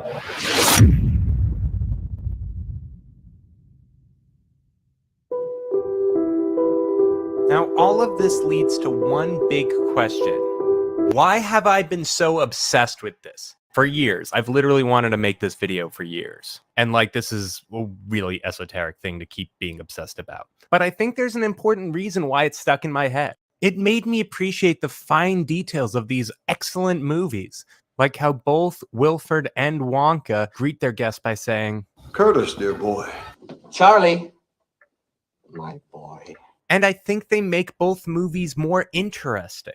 Selflessness is a very important part of Snowpiercer, and Curtis has been longing to sacrifice his arm through the entire movie. In the end, he finally achieves that selfless sacrifice, just like Charlie did at the end of Willy Wonka when he gave up the everlasting gobstopper. And it adds a twisted note to Wilfred's final moment when he witnesses a sacrifice against himself that parallels his own. All he can say is, nice. And I don't think this theory ruins the end of Willy Wonka by having Charlie turn evil. When you think about it, both movies end with a hug and with the notion that the children are really the ones that will carry on the future for us. I'm sure this is all kind of ridiculous to believe, but maybe it is true, and all it takes is a little imagination. But most importantly, if you enjoyed this video, all I ask is this. Tweet at Chris Evans. Tell him to watch this video and make him admit once and for all that Snowpiercer is a sequel to Willy Wonka. If he says it, it's canon, because that's totally how this stuff works. I'm willing to spank you for being right. I'm not picky on who I spank or when, or for what reason. I just like to hear the crack of the whip, baby. But yeah, I'm in Georgia. In fact, I came across a Bigfoot sighting from very near where I live, very, very near where I live. And since they have a local Bigfoot sighting, I stole the sound from it and uploaded it as a short, just smiling at the camera this creature has been seen in the local town of such and such and blah, blah, blah. And if y'all go watch it, y'all will know what town it is. And there you go. There's also some more cool stuff on this channel, including some original.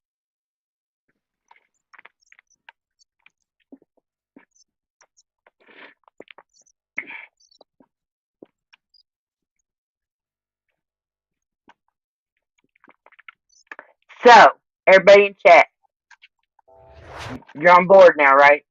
That's all it took. That's all it took for me.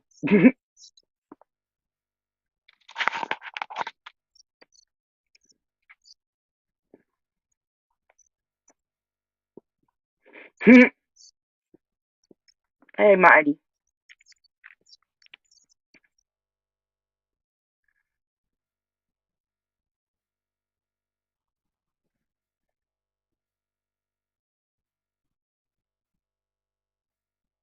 Squatch, are you talking? One of the biggest issues I've had, well, I was talking to myself at first. Oh, okay. I'm forced to speak to myself to find an equal to speak to in the first place. I'm a YouTuber, and I stayed in the Holiday Inn Express last night. So, one of the issues people have with Snowpiercer is no part of that movie makes any freaking sense. If you break it down to the components of just plot, you are forced to assume there is an unreliable narrator here, because there are several events in the movie that, while depicted as if occurring recently, clearly did not. Like, for instance, the 5, right? When they escaped the train, if I remember right, they escaped the train because there was an especially large snowdrift and they had to slow it down to make that turn because it's the slowest point, and the drift was right on the turn and it almost stopped the train. And those 5 jumped out and were frozen to death in seconds where they stood. Also, if you stick an arm outside the train, it freezes it to so far below zero, it shatters as if dipped in liquid nitrogen. These points don't make a whole lot of sense when incorporated into what the train is doing. It is circumnavigating either the world by one account, or it's circumnavigating Asia and Europe by the other account. Now, the series takes a little bit of a different tact, and this is where the idea of the 2 train theory comes in. But I wanted to kind of cover a piece of that before we get into the ending of the original Snowpiercer movie. This part is in no way associated with Willy Wonka or the Chocolate Factory, none of that. It's just a sort of a nice bow on the movie itself. A lot of people were very confused by the end of that movie, and I can see why. I had to watch it 2 or 3 times to pick up on some of the details that I missed the first time through myself. You know, it's certainly a movie you could watch more than once.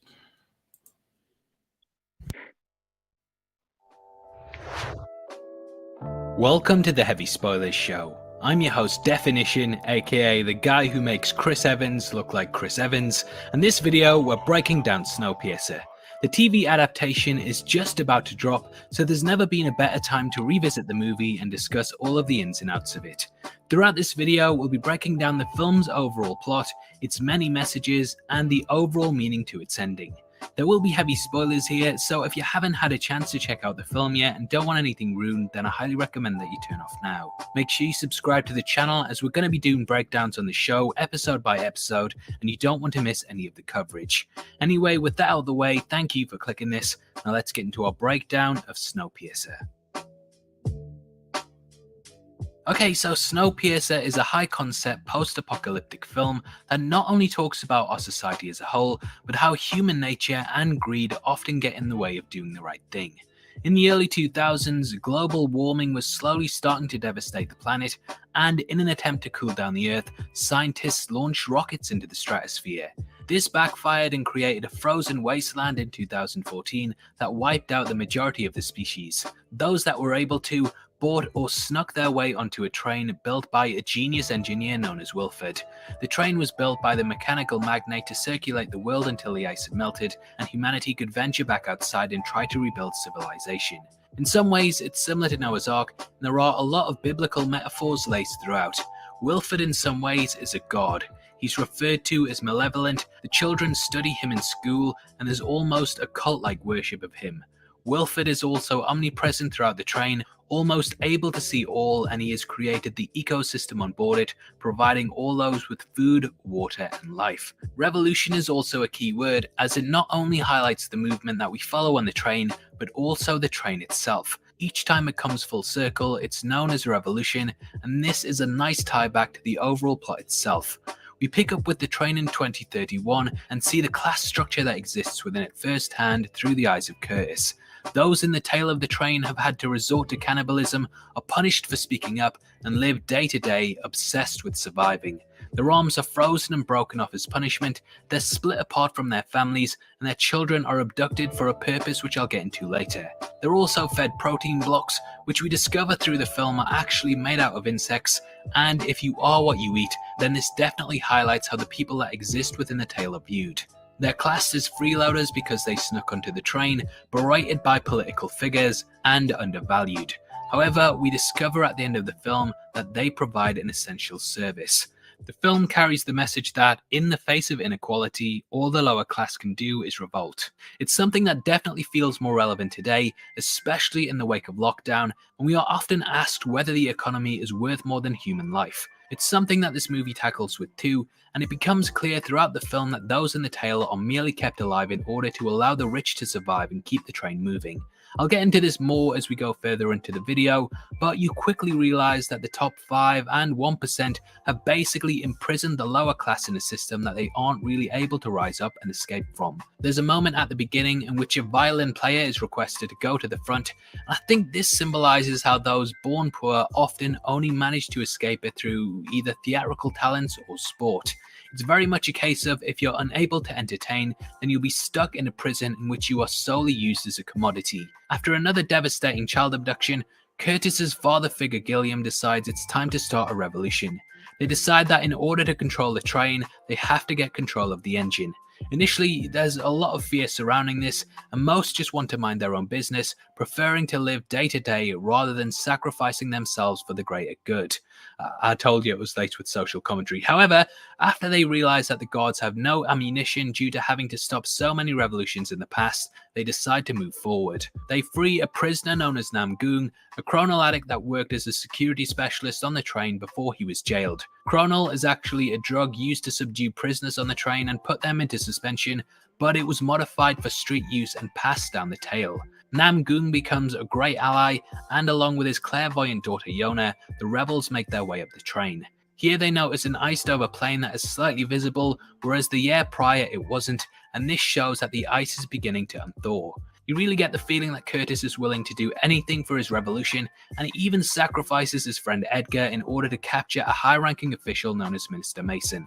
Curtis makes his way up the train with Mason, Nam Goong, Yona, Gray, Tanya, and Andrew. The latter of the two had their children taken from them in the beginning, and their fate ties into the end. The movie is laced with incredible action scenes as the rebels make their way up the train, and we see lavish carriages such as a Garden of Eden-like greenhouse, an aquarium, classroom, and more. The classroom is indoctrinating the children, and the teacher there attacks the rebels. In the tale, a staff member of Wilford known as Franco executes Gilliam, and angered by this, Curtis returns the favor by shooting Mason. The group go forward, but Franco catches up and shoots at them from the classroom. He stalks them and kills Tanya and Gray in a spar carriage, but Nam Goong fights with Franco and seemingly manages to kill him. Curtis promises to find Tanya's son Timmy, and they head upwards. Hey, it's here that we learn of Curtis's welcome past to the and show, all the bud. things Throw that your he's link had up. to do to survive. Or somebody It's throw revealed his that the link up. tailies resorted to cannibalism in order to get by, and that Curtis almost ate Edgar as a baby. Gilliam gave Curtis his arm instead, and thus he was able to live. I believe that this metaphorically shows that those in the 1% are willing to let those below fight amongst themselves and literally eat each other in order to take their eyes off who's really in power. They can't fight those at the top if they're fighting amongst themselves, and it definitely mirrors our society in several ways. It reminds me of how people often blame immigrants, those on benefits and the lower rungs of society for being the problem because that is what they're fed by the press. However, these groups often don't have any real power, and therefore we are pointing the blame in the wrong direction. After becoming cannibals, they were then given protein blocks in order to be thankful for the little crumbs that they had, whilst those further up the chain still lived their lavish lifestyles. The survivors reach the last car before the engine, which is sealed, but Nam Goong and Yona reveal that Kronol is an explosive, and just as they're about to blow open a hole to the outside, Wilford opens the door. Claude, one of Wilford's staff, shoots Nam Goong, and Curtis goes into the engine room to meet Wilford face to face. It's here that we get the big twist that really sends Curtis off the rails. I'm sorry, you know how to do a bad pun at least once. Anyway, the twist is that Gilliam was actually working with Wilford to cause the rebellion. This was in order to reduce the population in the tail. He had allowed them to become cannibals to weed them out and then allowed them to thrive once more. The revolution was once more a sacrifice in order to keep the ecosystem alive. Wilford enlisted Gilliam, but really he viewed him as replaceable as the rest of those in the tail. It's a middle management scenario in which Gilliam was given a tiny bit of power, but in the end he was just a puppet that suffered with the rest of them, believing he was better. I really like this dude's voice too. He has that English, educated English accent that makes you believe whatever it is he's saying, even if it's total trash. Yeah, but he kind of sounds like an elf. But maybe that's all in my head. I was fixing to say, I've never heard an elf speak, but maybe that's just me. Because he had some authority. Wilford argues that the people up top are in just as bad a position as those in the back, and that every aspect of society has its cons. At the end of the day, how good you have it though all depends on luck and privilege. Wilford then offers Curtis his position, allowing him to control the same system that he fought against. He paints out the portrait that there's no other way than what the system established, and that those must live in poverty in order to support the important people of the world. Curtis almost accepts this job until riots force Claude to check outside, and Yona overpowers her. Yona rushes into the engine room and reveals a floor panel that has Timmy within it. In order to keep the engine going, Wilford has really crossed the line. Children under 5 are small enough to fit into it, and they're used to keep the train going manually. Curtis rescues Timmy at the cost of his arm, but it's clear that the children there are very much brainwashed into believing Wilford's ideals. One sacrifices themselves in order to go into the reactor, and it shows that if you teach children from a young age that the system is supposed to be a certain way, that they will follow it forever. To me, this reflects how child labor is still used across the world, and we turn a blind eye to it because it's part of the industries that benefit us with material items. Apple, Samsung, and more have all been exposed for using companies that thrive on child labor, but we still support them because of what they've given us to make our life easier. This is very much what Wilford represents. Outside, Nam Goong kills Franco, and they explode the Kronol on the door, which sets off an avalanche that derails the train. Nam Goong and Curtis shield Timmy and Yona from the explosion by wrapping themselves around them, and thus they're able to survive because they sacrifice themselves for the future ideals. Yona and Timmy are the only survivors of the wreckage, and they make their way outside. They don't instantly freeze and die, and they actually spot a polar bear, which shows that life has started to return to the planet. This means it may be possible for them to survive, but there's actually a lot more going on. To me, this is almost an Adam and Eve-like metaphor, and they've gone forth into a new world in order to create it.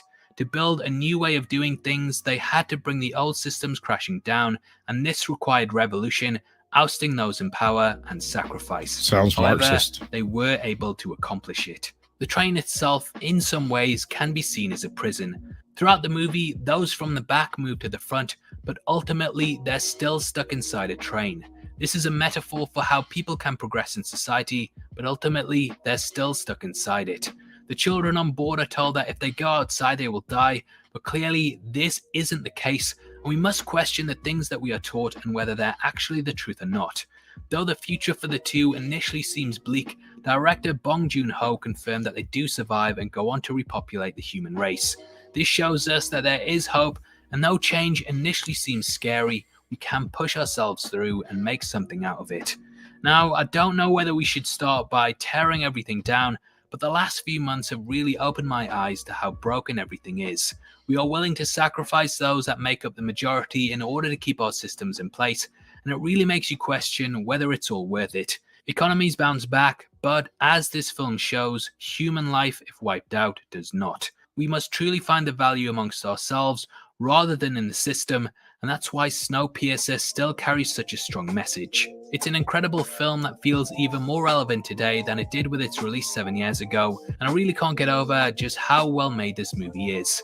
I definitely recommend it before you watch the release of the show, and hopefully this video has given you a new appreciation for it. Obviously, I'd love to hear your thoughts on Snowpiercer and what you took from the ending. Comment. All right, so if the train crashes at the end of the movie and they get off the train and don't die, then when's the series set? See, it's that whole, is it a reboot or a remake or a... The first season is supposed to be a prequel to the Snowpiercer series at the beginning of the trip, because you get to see all of the people charging onto the train while the train's like driving away, right? Okay. And supposedly you're watching the first revolution that took place. That's what that whole series is supposed to be about. So in the series, there's none of the same characters in it. Because it's taken place 30 years before. The train's just loaded.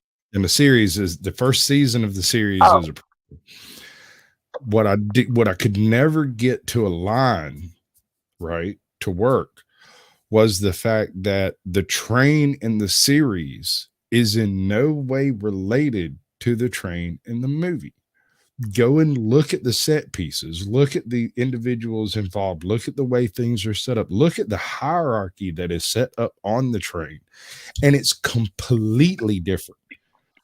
It has certain similarities as any closed system would, but it's not the same thing.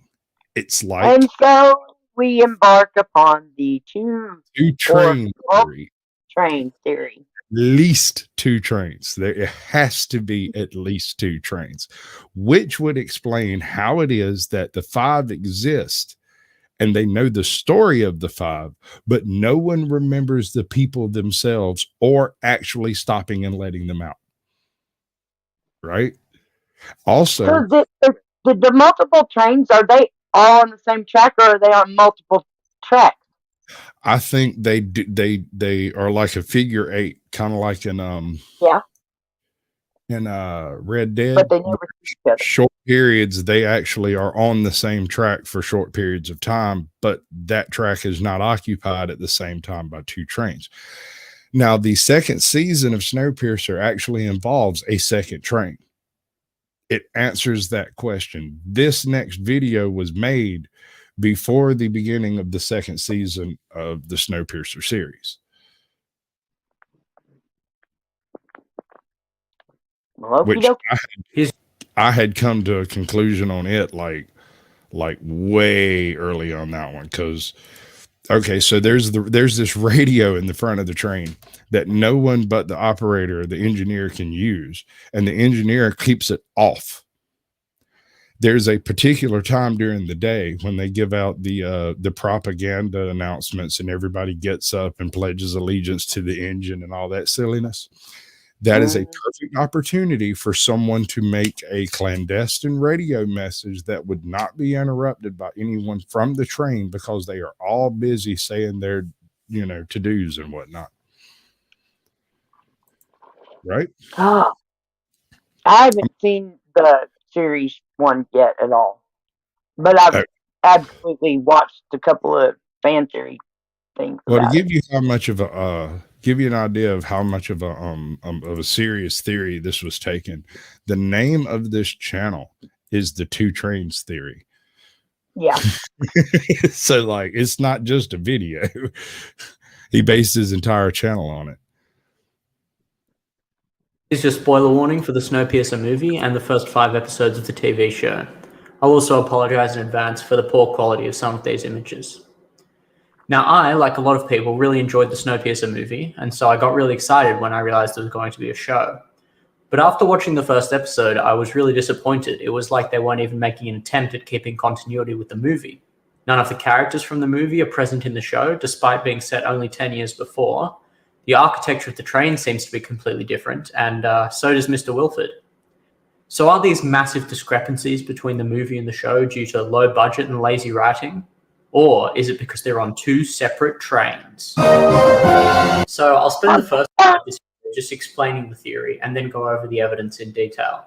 So if you only want to stay for the explanation, you have that option. I'm not the only one who's come up with this theory, but I did arrive at it independently, which is why I won't cite any other sources. In short, my theory is that the show and the movie are set on two different trains.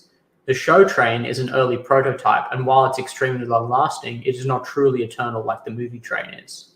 Melanie was one of the engineers that helped Wilford design the train, and so when the freeze was approaching, Wilford put her in charge of the show train, while he himself boarded the movie train. I believe that these two trains used to be in contact with one another, but communication has since been lost. In episode 5, Melanie mentions experiments involving the drawers. This could be anything, but one possibility is that Melanie and 399 others plan to hibernate in the drawers once the show train finally dies, to wait out the cold until the Earth thaws and Mr. Wilford, on the movie train, can come and rescue them. Now, there are a lot of differences between the movie and the show. Hibernate? If that was an option, you'd have started there. That would be a way cheaper option than building a nuclear train to run on tracks around the world forever. What do they call it, a MacGuffin or something? That's got to be something like that. There's no way that was even part of the plan. That makes no sense. They do have the hibernation drawers.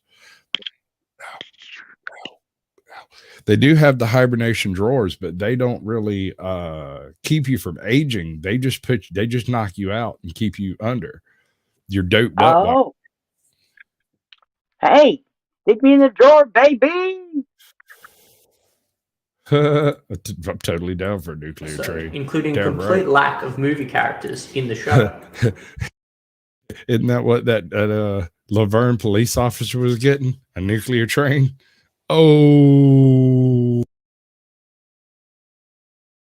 But this all comes to a head when Melanie arrives at the front of the train, where the engine is in the movie, and we see a control room, and Bennett calls her Mr. Wilford. This has led to multiple theories. Perhaps Wilford is dead, perhaps Melanie killed or imprisoned him and took over. What is clear is that Melanie is running the train. As a side note, I've heard some people theorizing that Mr. Wilford doesn't and never did exist, but I don't buy into that at all. Roche said that he shook Mr. Wilford's hand sometime before he boarded, and Melanie takes sound bites from a previous speech of his to make a short announcement. I'd even go so far as to say that most of the first-class passengers have met him at one point or another. They've all invested a lot of money into Snowpiercer, and I'm pretty sure you'd want to meet a guy or at least see them before giving him a small... There's another tidbit here that smacks an awful lot of vault tech.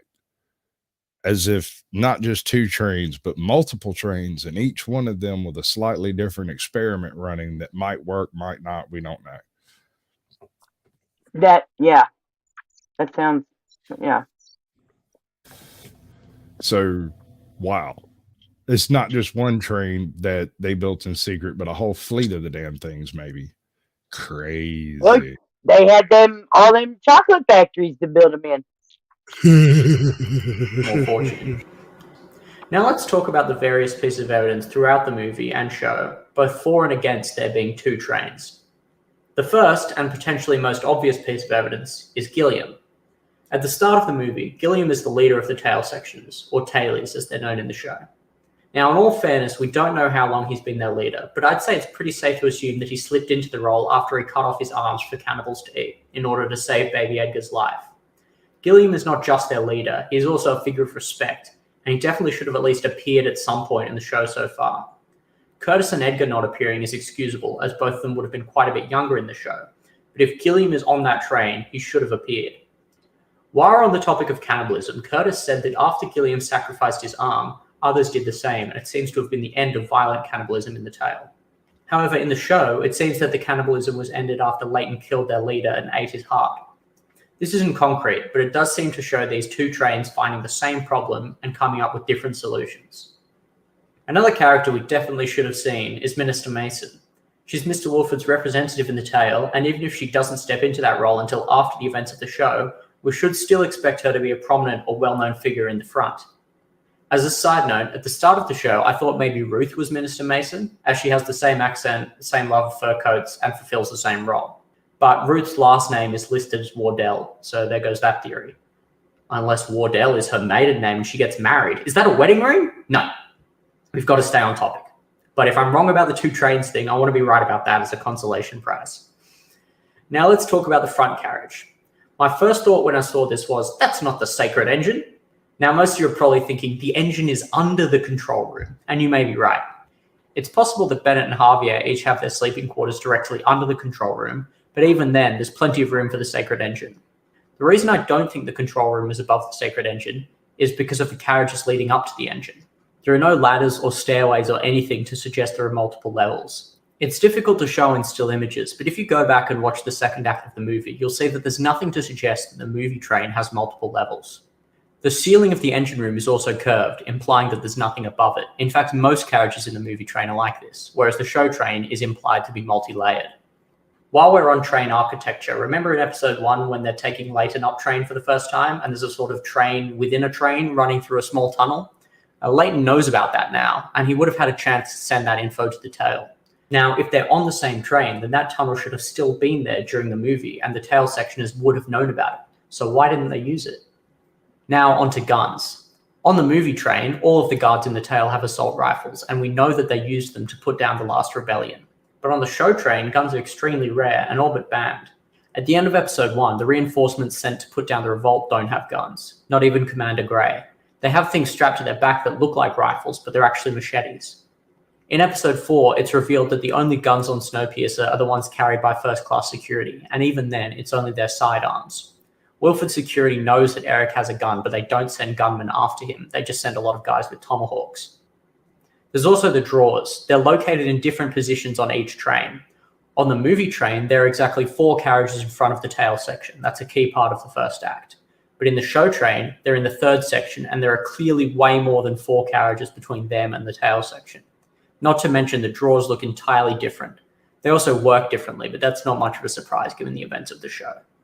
Speaking of third section, by the way, as far as we can tell on the movie train, they just don't exist. On the show train, there's first, second, and third class, and then the tailies. But in Minister Mason's speech, she mentions first class, economy, and freeloaders like you, referring to the tail. Now, it is a bit of a coincidence that both the train and the movie got boarded, but honestly, I don't find it that surprising. People want to live.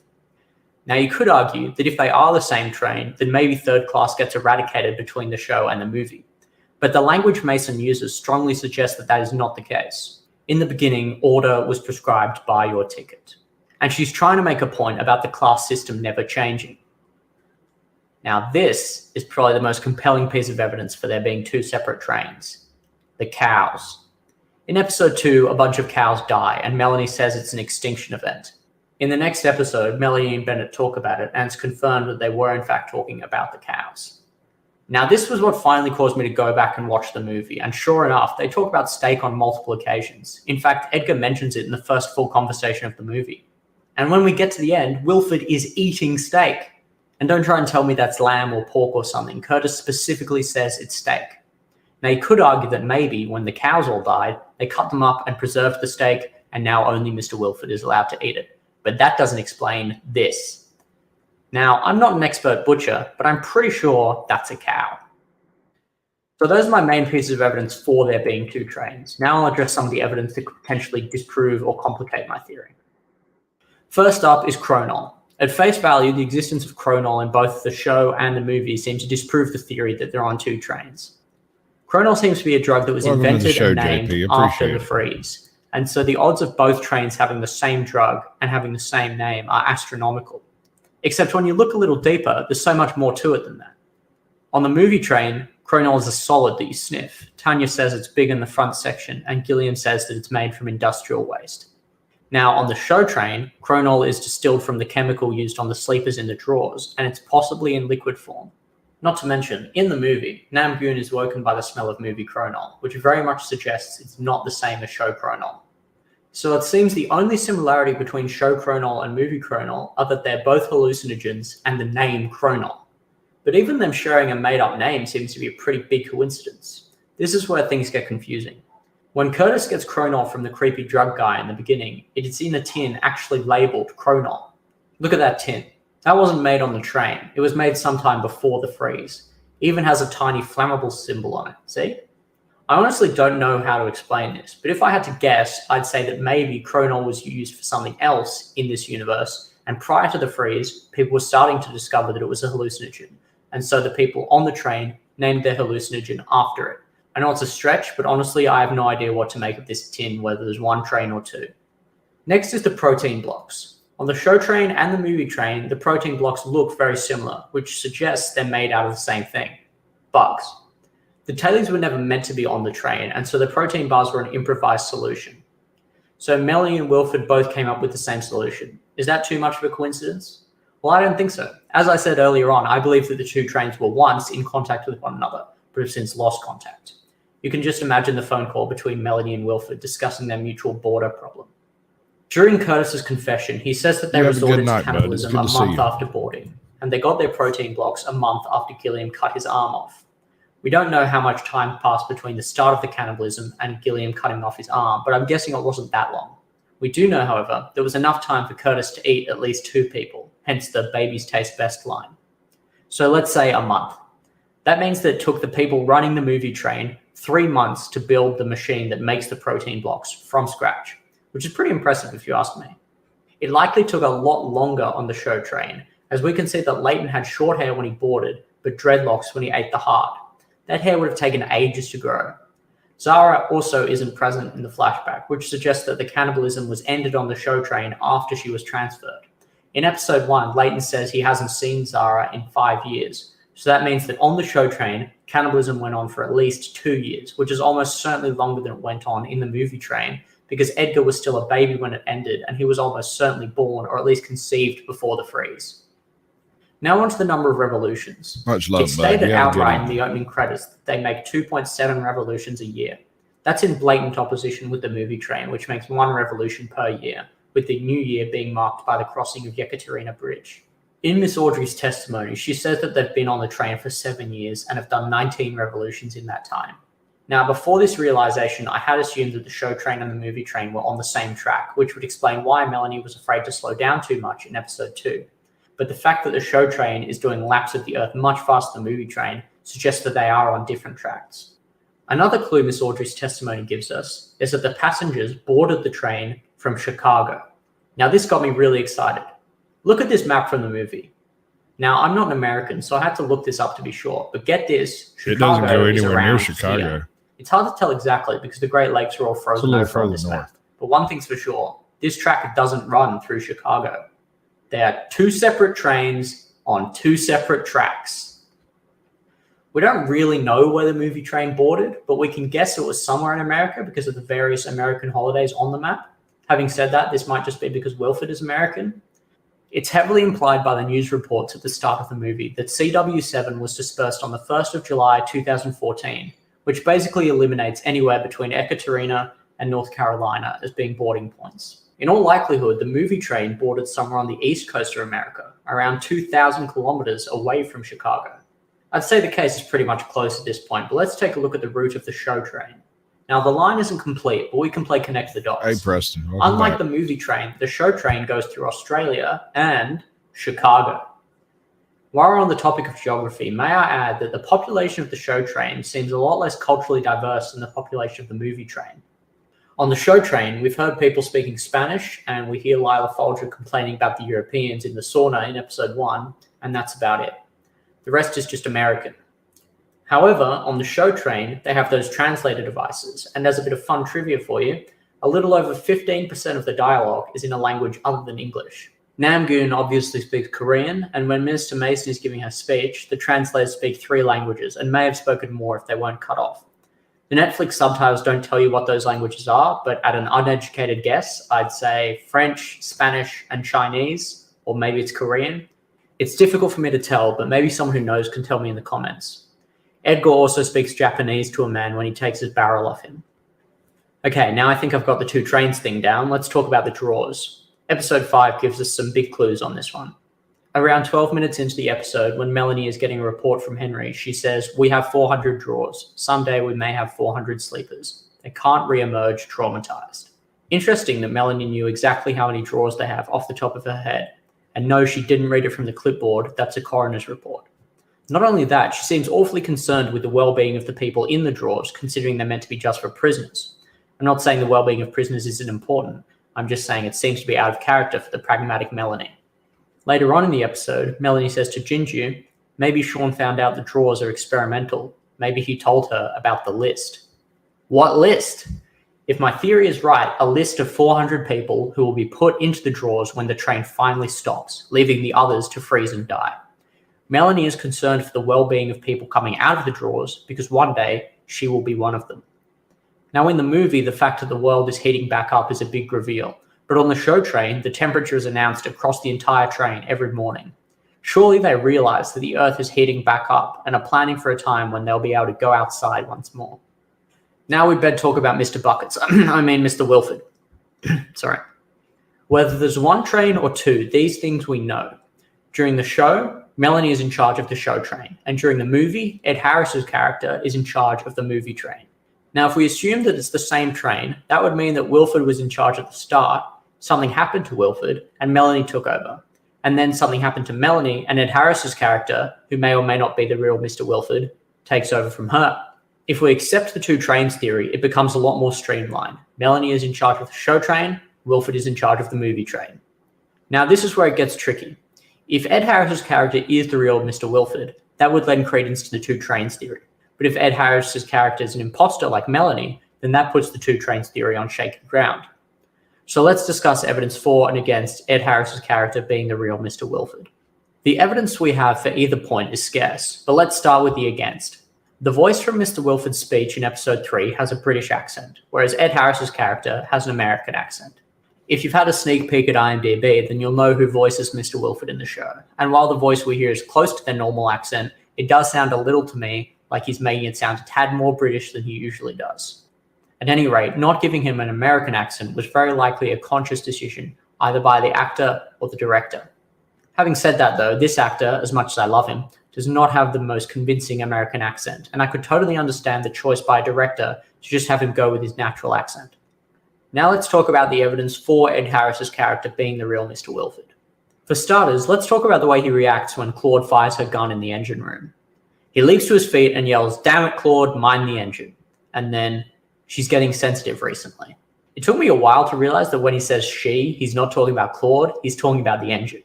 So he's very protective of the engine, and he personifies it.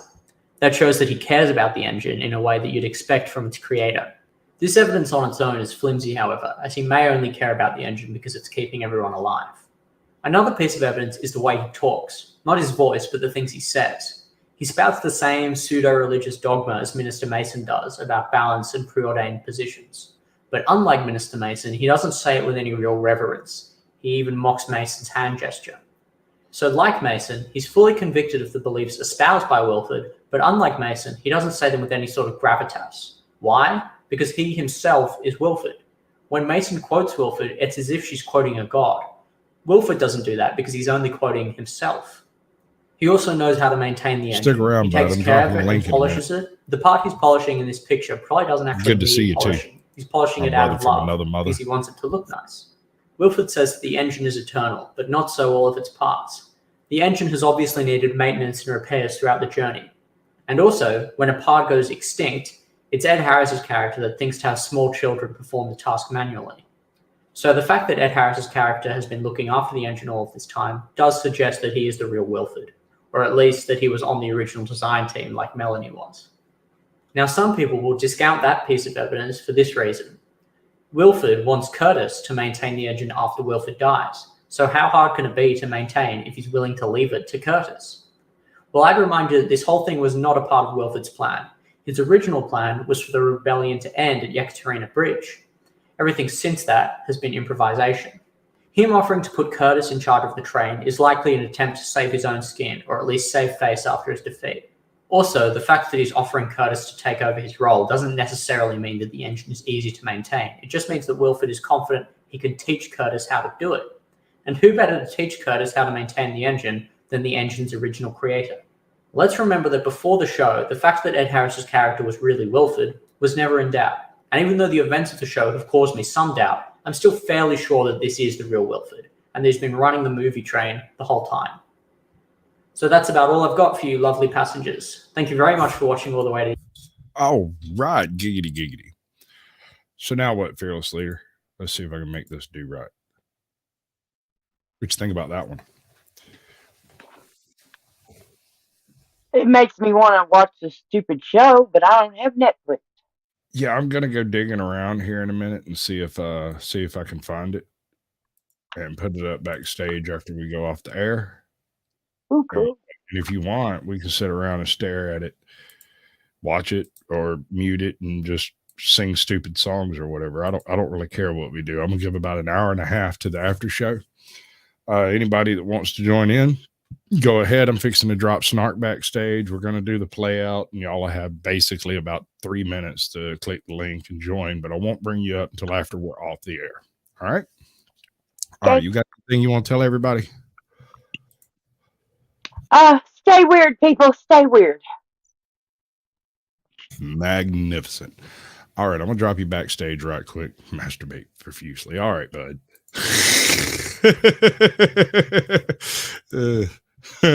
Something wrong with you, man. I'm not sure what it is, but there it is. All right, let me get this pinned up here before we play out so that it can sit in the right spot. Let's end the poll and see what people think is more confusing. And let's see. YouTube wins by a long shot. Although Charlie and the Chocolate Factory pulls in a very distant third. Snowpiercer was very confusing. I do agree with that. All right, so that's been my show. I appreciate each and every one of y'all coming by and join us. I love the fact that we had so many people come through. Scully and Izzy and everybody else involved with the Peter Pan production I was involved with. That's freaking awesome. And I love each and every one of you like a brother and a sister. But I got this little button over here that I'm going to push, and it's going to cause everything to, should it be the new one or the old You Missed Us? Sorry. Good news, though. We're going to have to move the party somewhere a little bit more private, but you're all invited. Lorenzo will give you the details. Yeah! Hey, she was a cutie in a sundress. I told her I just had to confess. I got a crush on you, darling. Them long tan legs got me falling. Sorry. Good news, though. We're going to have to move the party somewhere a little bit more private, but you're all invited. Is this the one with the echo? Lorenzo will give you the details. Yeah! Yep, there it is. We're just getting started. I know that you want it, baby. Just get on it, ready to go. We know how to party. Pull out the Bacardi, feel it in my body. Put on a show. Yeah, let's go. Nah, we ain't never gonna slow down. How the girls looking hot like a hoe down. Everybody going off in my hometown, ready for a showdown. Keep it on the low now. We about to pop off like a bottle. Everybody knows that we're going full throttle. Drinking alcohol, yeah, straight from the nozzle. End of the night, end up horizontal. They know they want something more. They know they want something more. They've never heard us before. They've never heard us before. That's